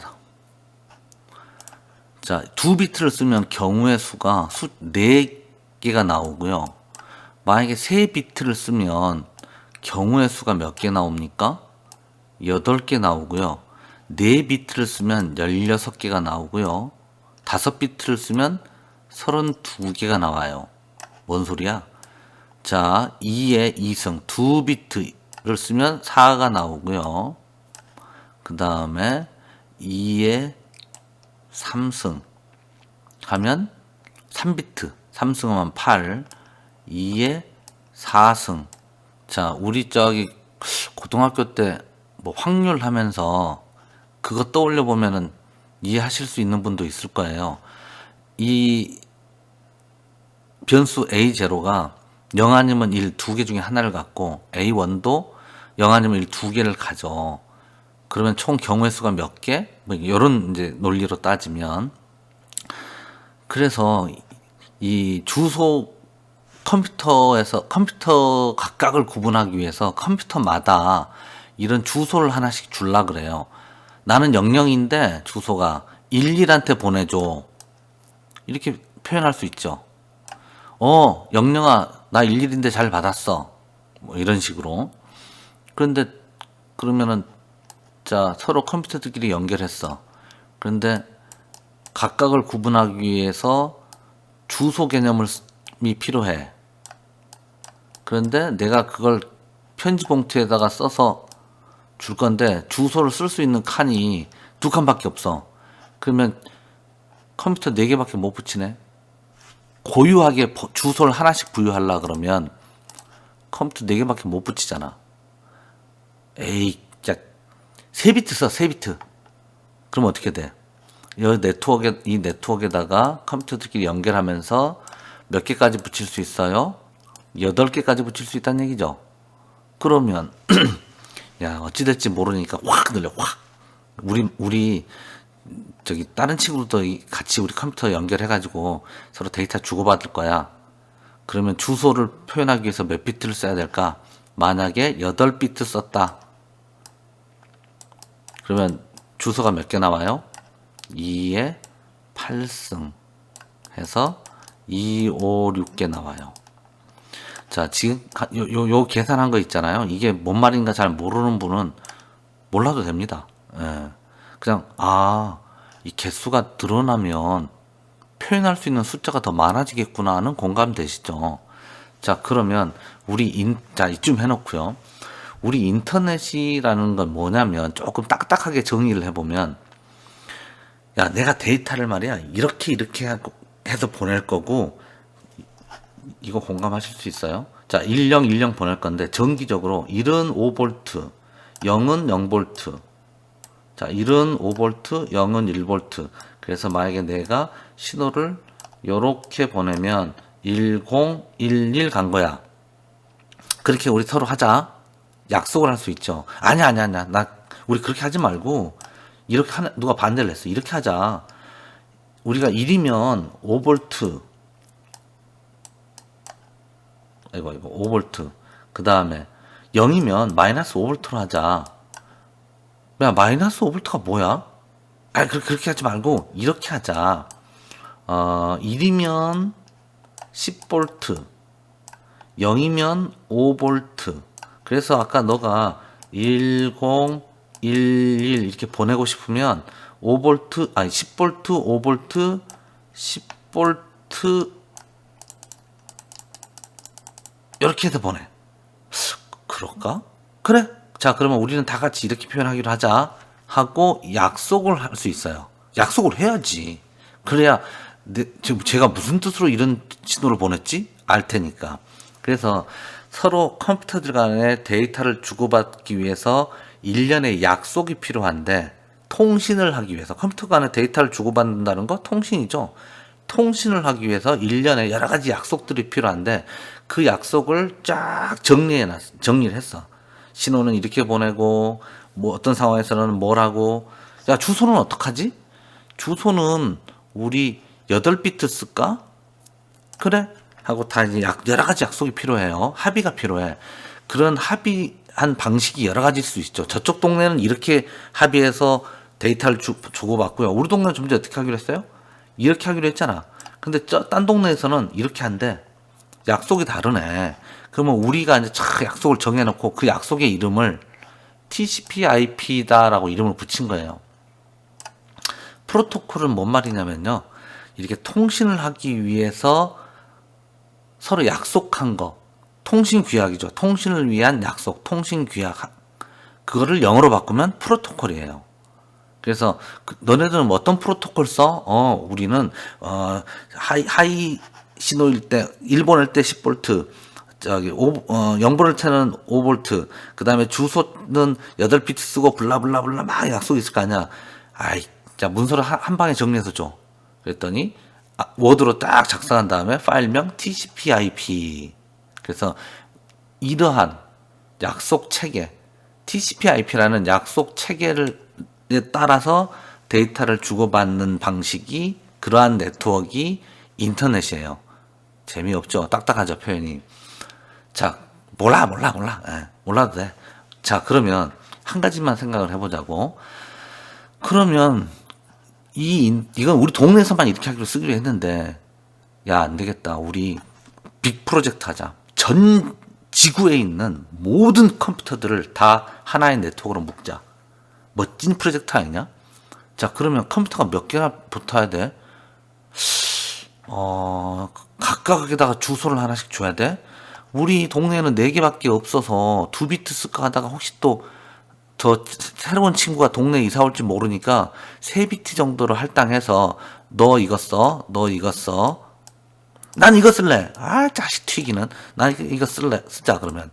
그래놓고 요거는 예약해놨어. 나중에 누군가가 친구가 새로 이사 오면 너는 이 번호 쓸래? 이렇게 이제 번호를 줄 수 있으니까. 그런데 이건 동네 문제가 아니거든. 전 지구적인 문제야. 그래서 몇 비트를 쓰기로 했냐면 32비트. 32비트를 쓰기로 했어. 그럼 몇 개야 도대체 주소가? 8비트 쓰면 256개, 9비트 쓰면 512개, 10비트 쓰면 1024개, 12비트 쓰면 2048. 쭉쭉쭉쭉. 그래서 2에 32 쓰기면 몇 개예요? 많아요. 무지 많아요. 자, 그래서 처음에 인터넷을 설계할 때 사람들은 이 정도면은 충분하겠지? 야, 오버하지 마. 이거 오반데. 아니야. 그래도 이 정도 해놓자. 아씨, 오반데, 그 참. 알았다, 그래. 32비트 쓰자. 해서 만들어 놓은 건데. 그래서, 현재라 그럴게요. 현재, 이게 이제 버전 4야. IP가 뭐냐면, 아까 이거 TCP/IP를 뭐라 그랬냐면, 약속 이름이라 그랬잖아요. 근데 약속이 두 개야. TCP라는 약속이 있고, IP라는 약속이 있어요. 그 약속 두 개 다 지켜줘야 돼. 그래야 우리 둘이 통신이 가능해. 이제 이런 건데, 이 약속을, 버전업을 해가지고 버전업 4가, 4에서는, 현재 우리가 쓰고 있는 인터넷은 IP 버전 4예요. 거기에서는 각각의 컴퓨터를 구분하기 위해서 32비트를 가지고 주소를 표현하자. 그래서 이거 8개, 8개, 8개, 8개, 1바이트, 2바이트, 3바이트, 4바이트. 그래서 32비트. 2의 32승계의 주소를 만들어내도록 만든 거예요. 우리 보통 요런 거보다는 간혹 이런 거 보죠. 인터넷 웹 서핑 하다 보면 숫자로 뭐뭐뭐점 뭐뭐점 뭐뭐점 뭐뭐 이거 10진수로 이게 이제 우리 이진수 이런 게 익숙하지 않을 텐데 요 이진수를 10진수로 바꾸면 이거란 뜻은 아닌데 아무튼 한 바이트를 4바이트니까 한 바이트를 10진수로 표현하고 점 10진수로 표현하고 점 이렇게 이제 표현한 겁니다. 이렇게 불러주면 어렵잖아. 네 홈페이지 주소가 뭐야? 101, 잘 받아 적어. 10, 10, 1100, 1100, 10. 아이씨, 어떻게 받아 적어, 이걸. 그래서 203. 263. 12.64. 그러면 그나마 받아 적기가 쉽잖아요. 자, 그래서 이제, 여기서 요점은 뭐냐. 우리가 현재 쓰고 있는 인터넷에서는, 자, 사물 인터넷이 뭐야? 사물을 인터넷에 붙인다는 거죠. 그래서 걔네들한테도 사물한테도 장치들 컴퓨터 이외에 온갖 장치들한테도 각각 IP 주소를 하나씩 줘야 되는데 처음에 인터넷을 설계할 때 큰맘 먹고 32비트를 할당해서 엄청나게 많은 경우의 수 그러니까 숫자를 만들어냈어. 주소를 만들어냈는데 미처 생각을 못했지. 인터넷을 처음 만들 때는 컴퓨터만 붙일 걸로 생각했는데 또 컴퓨터도 몇 대 안 됐잖아. 우리 인터넷이 언제 만들었어요? 인터넷? 몇 년도에 만들었지? 연도가 중요한 게 아니고요. 옛날에 만들었다는 게 중요한 겁니다. 옛날에 만들었어요. 이런 개인용 컴퓨터가 보급이 되기 전에 만들었어요. 그래서 이 주소도 2의 32승계가 되는 주소도 사실은 지금도 모자라. 그래서 어떻게 해결하는 방법이 있는데 그 얘기는 이제 너무 공학적으로 빠지니까 이쯤 멈추고요. 자, 그러면 사물도 IP 주소를 하나씩 줘야 돼. 이런 사물도. 그러면 지금 IP 버전 4에서 약속 체계 4 버전에서 32비트 가지고 엄청나게 많은 주소를 만들어냈는데 그거 갖고 모자라. 그러면 얼마나 더 있어야 돼? 한 2배 더 할까? 자, 2의 32승계의 주소가 과거에 있었는데 이거 2배 더 하면 곱하기 2 하면 되죠. 그럼 이건 어떻게 돼요? 2의 33승이란 얘기네. 그러면 자, 33비트를 쓰면 현재 32비트를 쓰고 있는데 그거의 경우의 수보다 2배 더 많은 게 한 비트만 더 쓰면 되지. 자, 가봅시다. 2의 32승 게 어마어마하게 큰 수죠. 거기에다가 16배 해볼까? 16배 하면은 얼마예요? 2의 32승. 자, 이거 중학교 때 배우나? 산수 한번 해봅시다. 2의 4승. 얘는 2의 36승. 36비트 쓰면 된다는 얘기네. 16배, 안 돼. 더 키워. 야, 사실 16배면 되지, 뭐. 더 키워. 아씨, 얼마나? 128비트 써. 뭐야, 그러면? 2에 32 곱하기 이게 얼마 된다는 얘기야? 이게 얼마 된다는 얘기예요? 몇 배 커진다는 얘기예요? 엄청난 숫자가 나온다는 얘기죠. 자, 살짝 오바스러울 수도 있는데 우리 컴퓨터는 지금 현재 가정을 기준으로 하나 아니면 둘 정도, 저희 집은 3개 있는데요 하는 분도 혹 있을지 모르겠는데, 저희 집은 2개 있어요. 제 거 하나, 저희 집사람 거 하나. 뭐 집사람 게 아들 거기도 한데 이렇게 2개가 있어요. 데스크탑은 그러고 보니까 집에 하나밖에 없구나. 다 사무실에 있네. 아무튼요. 자, 아무튼 보통 2개 있을 것 같아요. 데스크탑, 노트북. 그런데 우리가 지금 사물 인터넷 얘기를 하고 있잖아요. 그러면 냉장고 붙여야지. TV 붙여야지. 그 다음에 뭐 붙여? 세탁기, 냉장고 얘기했구나. 전기밥솥 등등등등등 붙여야 돼. 그러면 몇 배 더 있어야 돼? 네. 한 10배만 더 있으면 될까? 그런데 우리 또 스마트 팩토링 얘기했잖아. 이게는 공장에 각 장치들마다 다 붙어야 돼. 그러면 엄청나게 많은 주소가 필요하겠죠. 그래서 이제 IP 주소가 굉장히 많이 필요하기 때문에 향후를 대비해서 요런 시스템, 요런 약속 체계를 마련해 놓고 있어요. 그래서 나중에 우리가 이제 이런 사물 인터넷이 굉장히 보급이 돼서 온갖 장치들한테 다 IP 주소를 줘야 되는 상황이 생긴다면 요 방식으로 합시다. 요 방식이 뭔데? 주소를 이렇게 확 늘려서 씁시다. 아, 이런 주소가 늘어나야 되겠구나. 이런 거 이제 한번 생각해 볼 수 있을 겁니다. 자, 그래서 이 페이지에서는 사물 인터넷 세상을 대비해서 인터넷이 발전해야 된다. 특히 뭐가 발전해야 돼? 여러 가지 요소가 변해야 되지만 현재는 IP 주소를 2에 32승계밖에 부여를 못 하는데, 장치를 2에 32승계밖에 못 붙이는데 향후 미래를 위해서 2에 128개까지 2에 128승까지 개수를 만들어서 붙이자. 누가 그러더라고요. 화성에 있는 깡통한테도 IP 주소를 하나 줄 수 있다고. 그 얘기는 화성에 깡통이 없는 거잖아요. 이게 그만큼 이제 온갖 장치들한테 다 줄 수 있을 만큼 많은 숫자다. 그런 뜻이죠. 자, 요거를 좀 지우고요. 다음 페이지 가보도록 하죠. 자, 다음 페이지는 뭐냐? 자, 사물 인터넷 하면서 또 우리 이제 무선 통신 기술 중에 와이파이 생각을 하게 되는데, 와이파이는 이제 굉장히 보편적 기술이죠. 누구나 우리 일반인들도 쓰는. 그런데 이제 우리 집에 보통 공유기 그러잖아요. 그럴 때 액세스 포인터 뭐 이렇게 이제 부르기도 하는데, 액세스 포인터란 말이 더 맞는 표현이라고 봐야죠. 자, 거기에 이제 접속해서 인터넷으로 나가는 거죠. 좋아요. 하여튼 이제 와이파이, 우리 저기 카페 가면 다 와이파이 잡아서 쓰잖아요. 굉장히 여기저기 돼 있는데, 요거는 또 사람들이 많이 놓치는 게 있더라고. 이 와이파이가 현재 2.4기가 되어 가고요. 뭔 말인지 좀 모르는 사람도 있을 텐데, 5기가 되어 2개를 쓰고 있어요. 무슨 얘기냐면, 자, 요 웹페이지, 이 PPT 자료 내려놓고, 라디오 간혹 듣죠?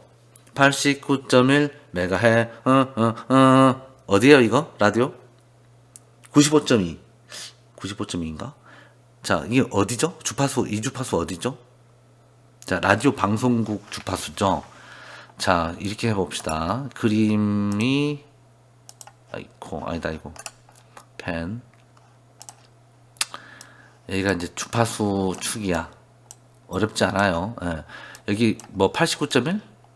89.1 메가 헤르츠. 자, 메가 헤르츠가 뭐 낯선 분도 있겠지만 주파수의 단위 이 정도는 다 알지 않나? 자, 그래서요. 여기에 신호가 있어요.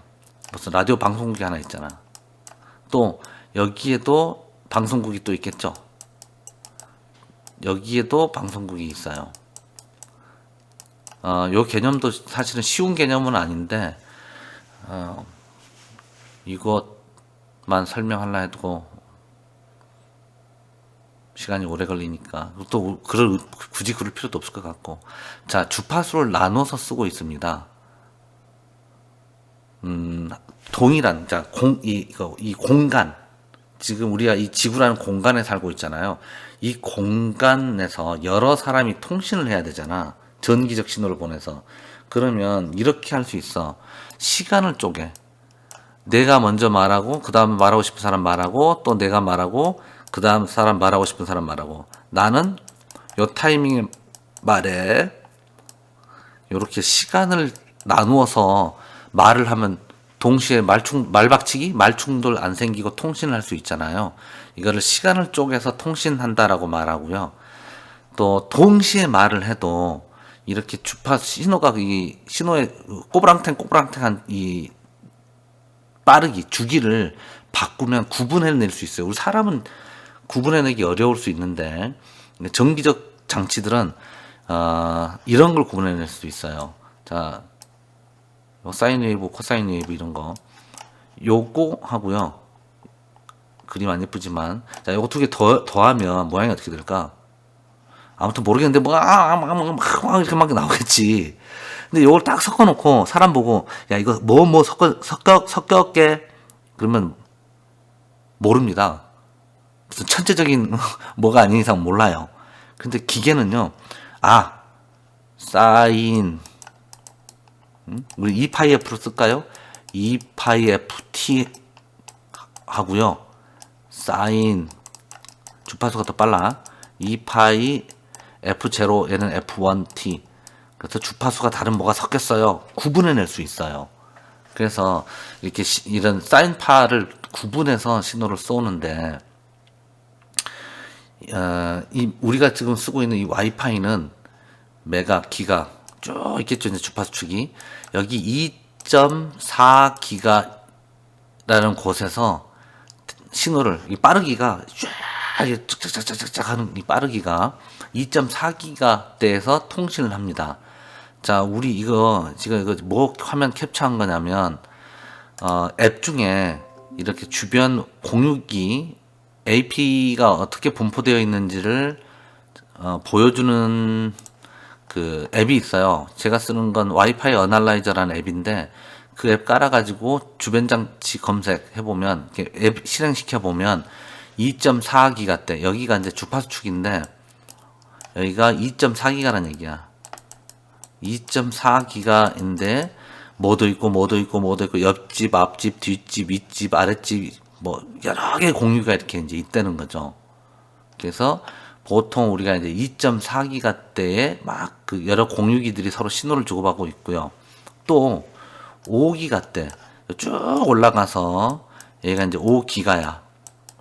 5기가대에도 이렇게 와이파이가 통신할 수 있도록 그렇게 만들었어요. 이렇게 룰을 정했어. 와이파이 무선으로 통신할 건데 아까 여기에 그렸던 저 89.1 쓰고 싶어요. 야, 안 돼. 89.1은 저기 방송국 무슨 방송국에서 쓰고 있잖아. 여기다 같이 쏘면 충돌 생기지. 전문용어로 떡이라고 하죠. 충돌 생겨. 그래서 다른 데다 써야 돼. 다른 데. 그래서 이제 누군가가 교통 정리를 한 거야. 야, 2.4기가 때 너 여기다 써라. 알았어요 하고 지금 이제 쓰고 있는데 얘네들끼리는 좀 교통 정리를 아무도 안 하죠. 막 겹치죠 지금. 그래서 2.4기가 때의 특징은 뭐냐면요. 무선으로 쓰고 싶어하는 애들이 하도 많으니까 예를 들어서 그 블루투스 저도 무선 통신하고 싶습니다.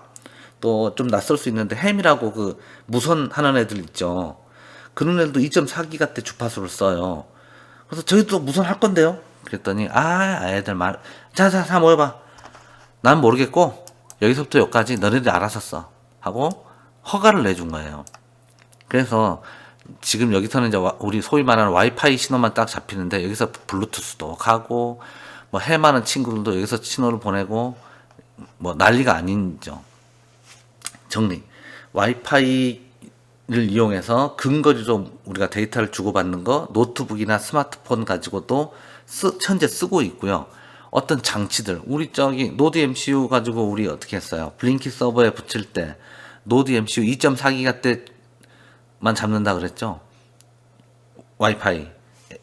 자, 그런 것처럼 이렇게 이제 2.4기가 때도 쓸 수 있고 5기가 때도 쓸 수 있고 초창기 때 2.4기가부터 쓰기 시작을 해서 2.4기가 때에서 통신하는 장치들이 많아요. 상대적으로 5기가 때는 조금 적고요.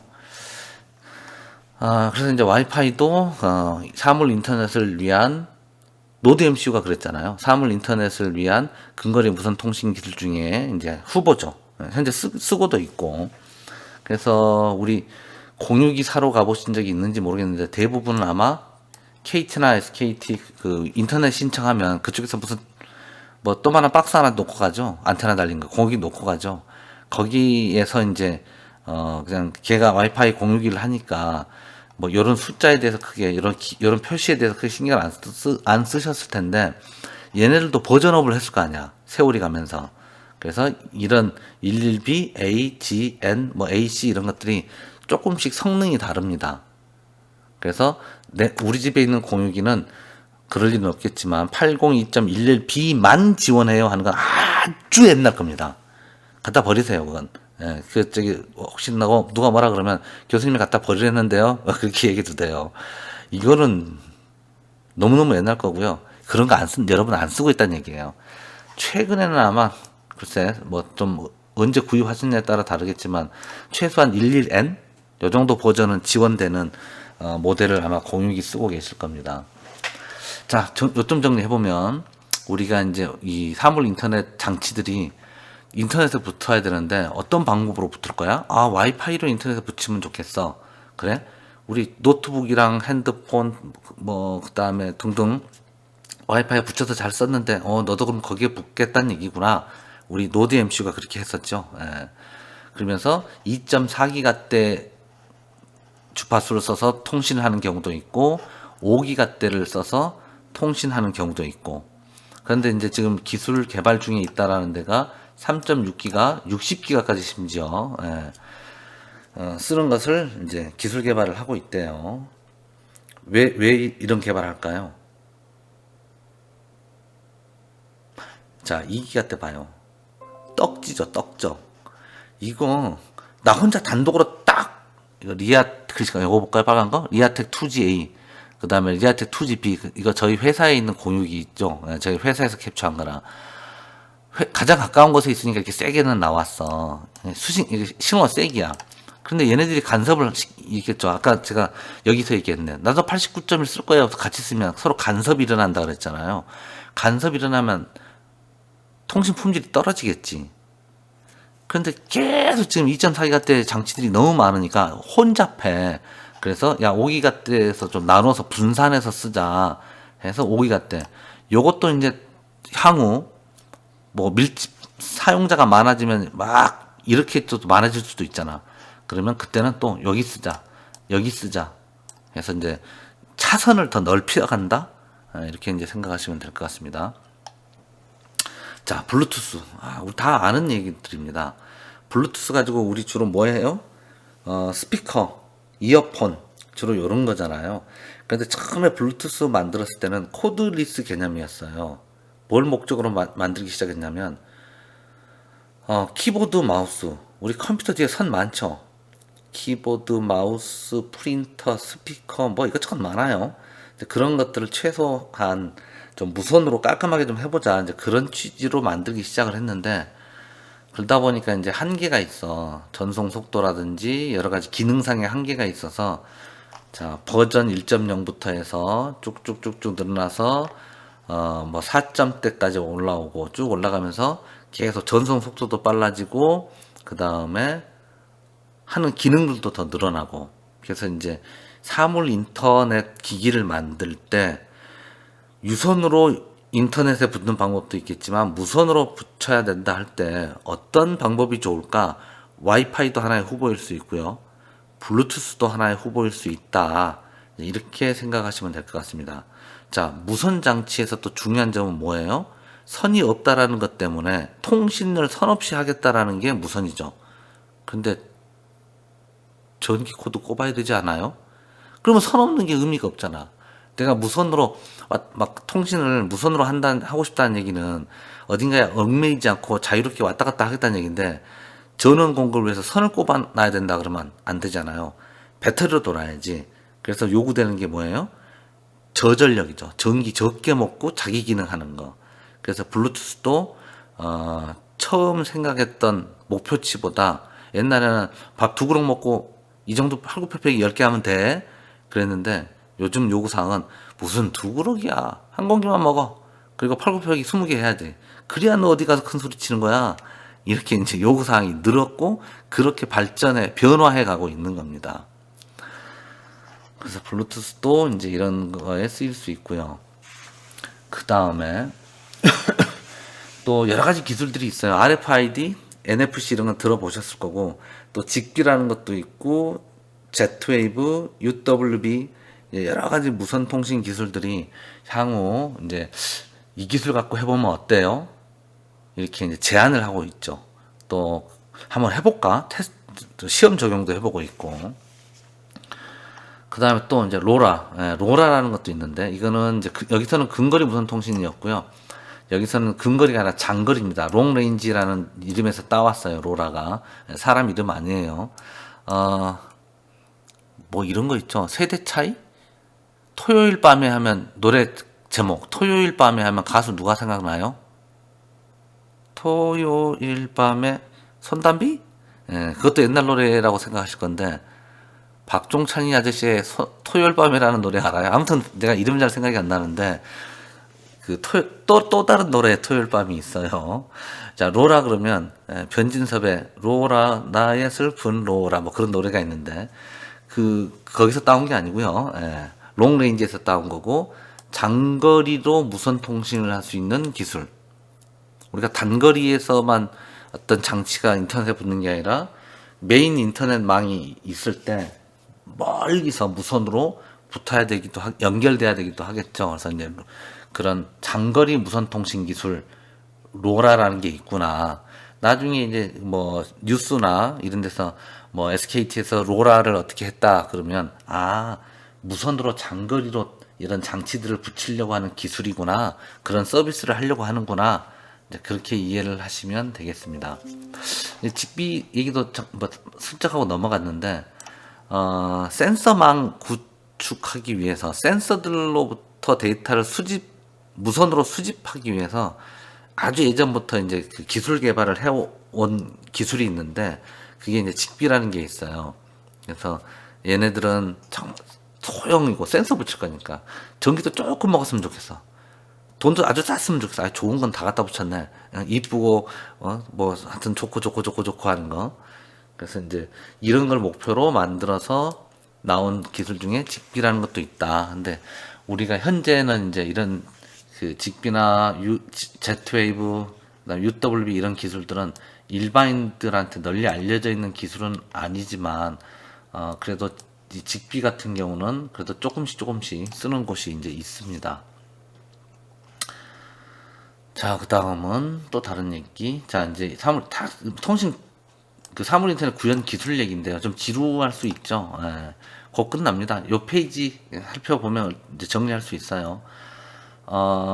코앱이라는 게 있는데요. 또 MQTT라는 것도 있는데 MQTT는 뭐냐면 이게 통신 방식이 좀 재밌는데 브로커란 말 어디서 들어봐요? 좋은 의미로는 주로 잘 안 쓰이고 나쁜 일을 뭔가 중간에 마약상 브로커 그러잖아요. 브로커를 한국말로 바꾸면 뭡니까? 중개인이죠, 중개인. 자, 중개인, 복덕방, 중개인이죠, 중개인. 자, 뭐냐면 시스템을 이렇게 만들어서 센서들로부터 들어오는 데이터를 필요로 한 장치에 전달해 주겠다는 겁니다. 자, 우리 사물 인터넷 그러면 센서들로부터 데이터 모집하는 어떤 방법이 필요하잖아요. 그런데 얘가 필요해, 사실은. 이 컴퓨터가. 얘가 뭔가 어떤 장치가 특정 곳에 온도, 뭔가를 측정했어. 그러면 얘한테 다이렉트로 줄 수도 있을 텐데, 어느 놈이 필요할지 모르잖아. 그래서 중개인한테 올려요. 이 데이터는요, 온도 데이터입니다. 라고 중개인한테 올려요. 또 얘는, 습도라 그럴까? 여기는 습도 데이터입니다. 라고 올려요. 그래서 올릴 때 정보를 두 개를 올리죠. 이 정보의 주제가 뭡니다. 온도입니다. 몇 도입니다. 또 올릴 때 얘는 습도입니다. 값은 뭡니다. 이렇게 올려요. 그러면 이 중개인은 누구한테 줘야 됩니까? 자, 이쪽 장치가 저는요 습도 정보 알고 싶어요. 습도 정보를 구독하고 싶습니다. 서브스크라이버. 얘가 구독하겠다. 구독 주제 습도. 그렇게 올리면 얘가 온도 정보 들어왔고 습도 정보 들어왔지. 습도 정보 저쪽에서 구독 신청했지. 하고 이쪽으로 넘겨줍니다. 또 얘는 저는 습도 온도 다 필요한데요. 예를 들어서 습도 온도 다 필요한데 하고 구독 신청을 두 가지를 해. 그러면 이 중개인이 얘한테 오는 데이터 받아서 얘한테 넘겨주고, 얘한테 오는 데이터 받아서 얘한테 넘겨주고, 뭐 요런 식으로 우리가 이제 데이터 긁어 모으는 그러한 기술도 있어요. 자,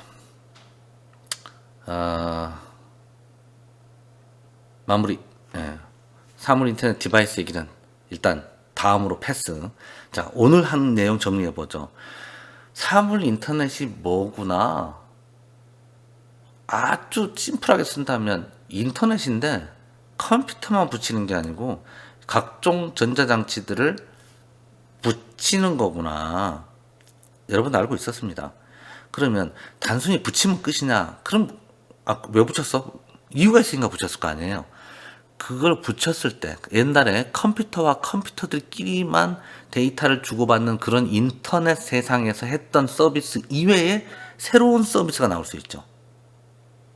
아까 우리 이완 맥그리거 나왔던 아일랜드 영화에서 뭔가 아침에 일어나서 우리 이제 간혹 병원 가면 소변 검사하는 것처럼 그냥 집에서 그런 검사가 자동으로 되고, 그리고 나서 이상 징후가 보이면 소변 보다 말고 병원 예약해 드릴까요? 뭐 이런 거 말이에요. 그런 서비스가 가능해진다는 거죠. 그렇게 발전을 해갈 거다. 그러면서 산업, 가정, 홈뿐만 아니라 산업계, 공장, 뭐 금융, 헬스케어, 많은 부분에서 거의 다라고 얘기하고 싶어요. 농업, 거의 모든 분야에 그 멋진 서비스를 만들어내어 보자. 그런 취지로 우리가 이제 여러 가지 기술들을 기반으로 빅데이터, 뭐가 있을까? 인공지능, 이런 것들 도움을 받아서 멋있는 걸 한번 끌어가 보자. 아, 요 얘기 안 했다. 플랫폼. 왜 빠졌지? 자, 하여튼요. 그 다음에 이제 그러한 사물 인터넷 네트워크를 구성하기 위해서 뭐 무선 방식, 인터넷은 뭐고, 그 다음에 무선으로는 뭐가 있고, 뭐 블루투스, 와이파이, 직비 뭐 등등. 그 다음에 뭐 로라, 이름이 재밌죠. 이름 로라라는 말 들으면 이제 그게 뭐야가 아니라 무선 통신, 장거리 무선 통신 기술이구나, 이런 걸 이제 이해하시면 되겠습니다. 그래서 이런 내용 위주로 이제 살펴봤고요. 레포트를 안 내고 싶은 마음이 굴뚝 같으나 그럴 수는 없잖아. 하나는 해야지, 하나. 그래서 레포트 하나 하고 그 다음에 이제 기말고사 보고 그러면 될 것 같은데, 기말고사는 기말고사 무렵에 다시 말씀드리기로 하고요.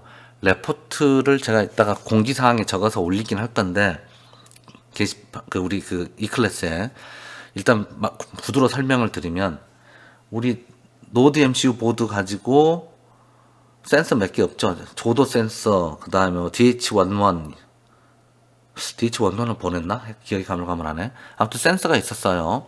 그 센서 가지고 블링크 연결해서 뭔가 구동하는 거, 내 폰으로 원격 제어, 원격 모니터링 한다라는 주제로 뭐든 만드시면 되겠습니다. 뭐든 만드셔가지고 레포트니까 일단은 그 소스 코드 대충 짜집게 해봐요. 예. 그 다음에 그 시연 영상을 촬영을 하셔가지고, 예를 들어서 자기 폰으로 시연해야 되니까 자기 폰으로 촬영하기 어려울 수 있는데, 자, 이거 내리고 한번 볼까? 잠깐만요. 요거 블루스택? 이게 남학생들은 대부분 상당 부분 알 것 같은데, 폰에서 하는 게임을 PC에서 그 플레이 하려고 이런 소프트웨어 하나 있죠. 여기에서 블링크 올려서 작업해도 되긴 돼요. 블링크 앱을 여기다가 설치하는 거예요. 가상 머신에다가 이렇게. 잠시만요. 좀 기다리면 올라오겠지. 예. 요렇게 해서 우리 블링크 앱 하는 것처럼 해도 돼요. 그래서 요렇게 영상을 만드시든가 해서 간단 보고서 하나 하고, 그 다음에 영상 시연 영상을 제출하시면 되는 걸로. 자, 그래서 디테일한 얘기는 제가 이제 써서 올리도록 할게요. 이 교육 영상과 함께. 자, 그래서 우리가 이제 네 번째 수업을 까지 했는데, 일단은 뭐 어떡하겠습니까? 이제 코로나 때문에 상황이 이래서 어려운 조건 속에서 수업 받고 계시고 또 앞에서 강의하셨던 교수님도 그렇고 저도 그렇고 이제 아무래도 이 대면 강의가 익숙하고 편하죠. 더 효과적이고. 근데 저도 혼자 지금 주말에 혼자 계속 한 2시간, 한 2시간 남짓 떠들고 있고, 아무튼 고생 많이 하고 계시고요. 하여튼, 남은 기간에도 조금 힘들겠지만 잘해봅시다. 자, 오늘 여기까지 하겠습니다.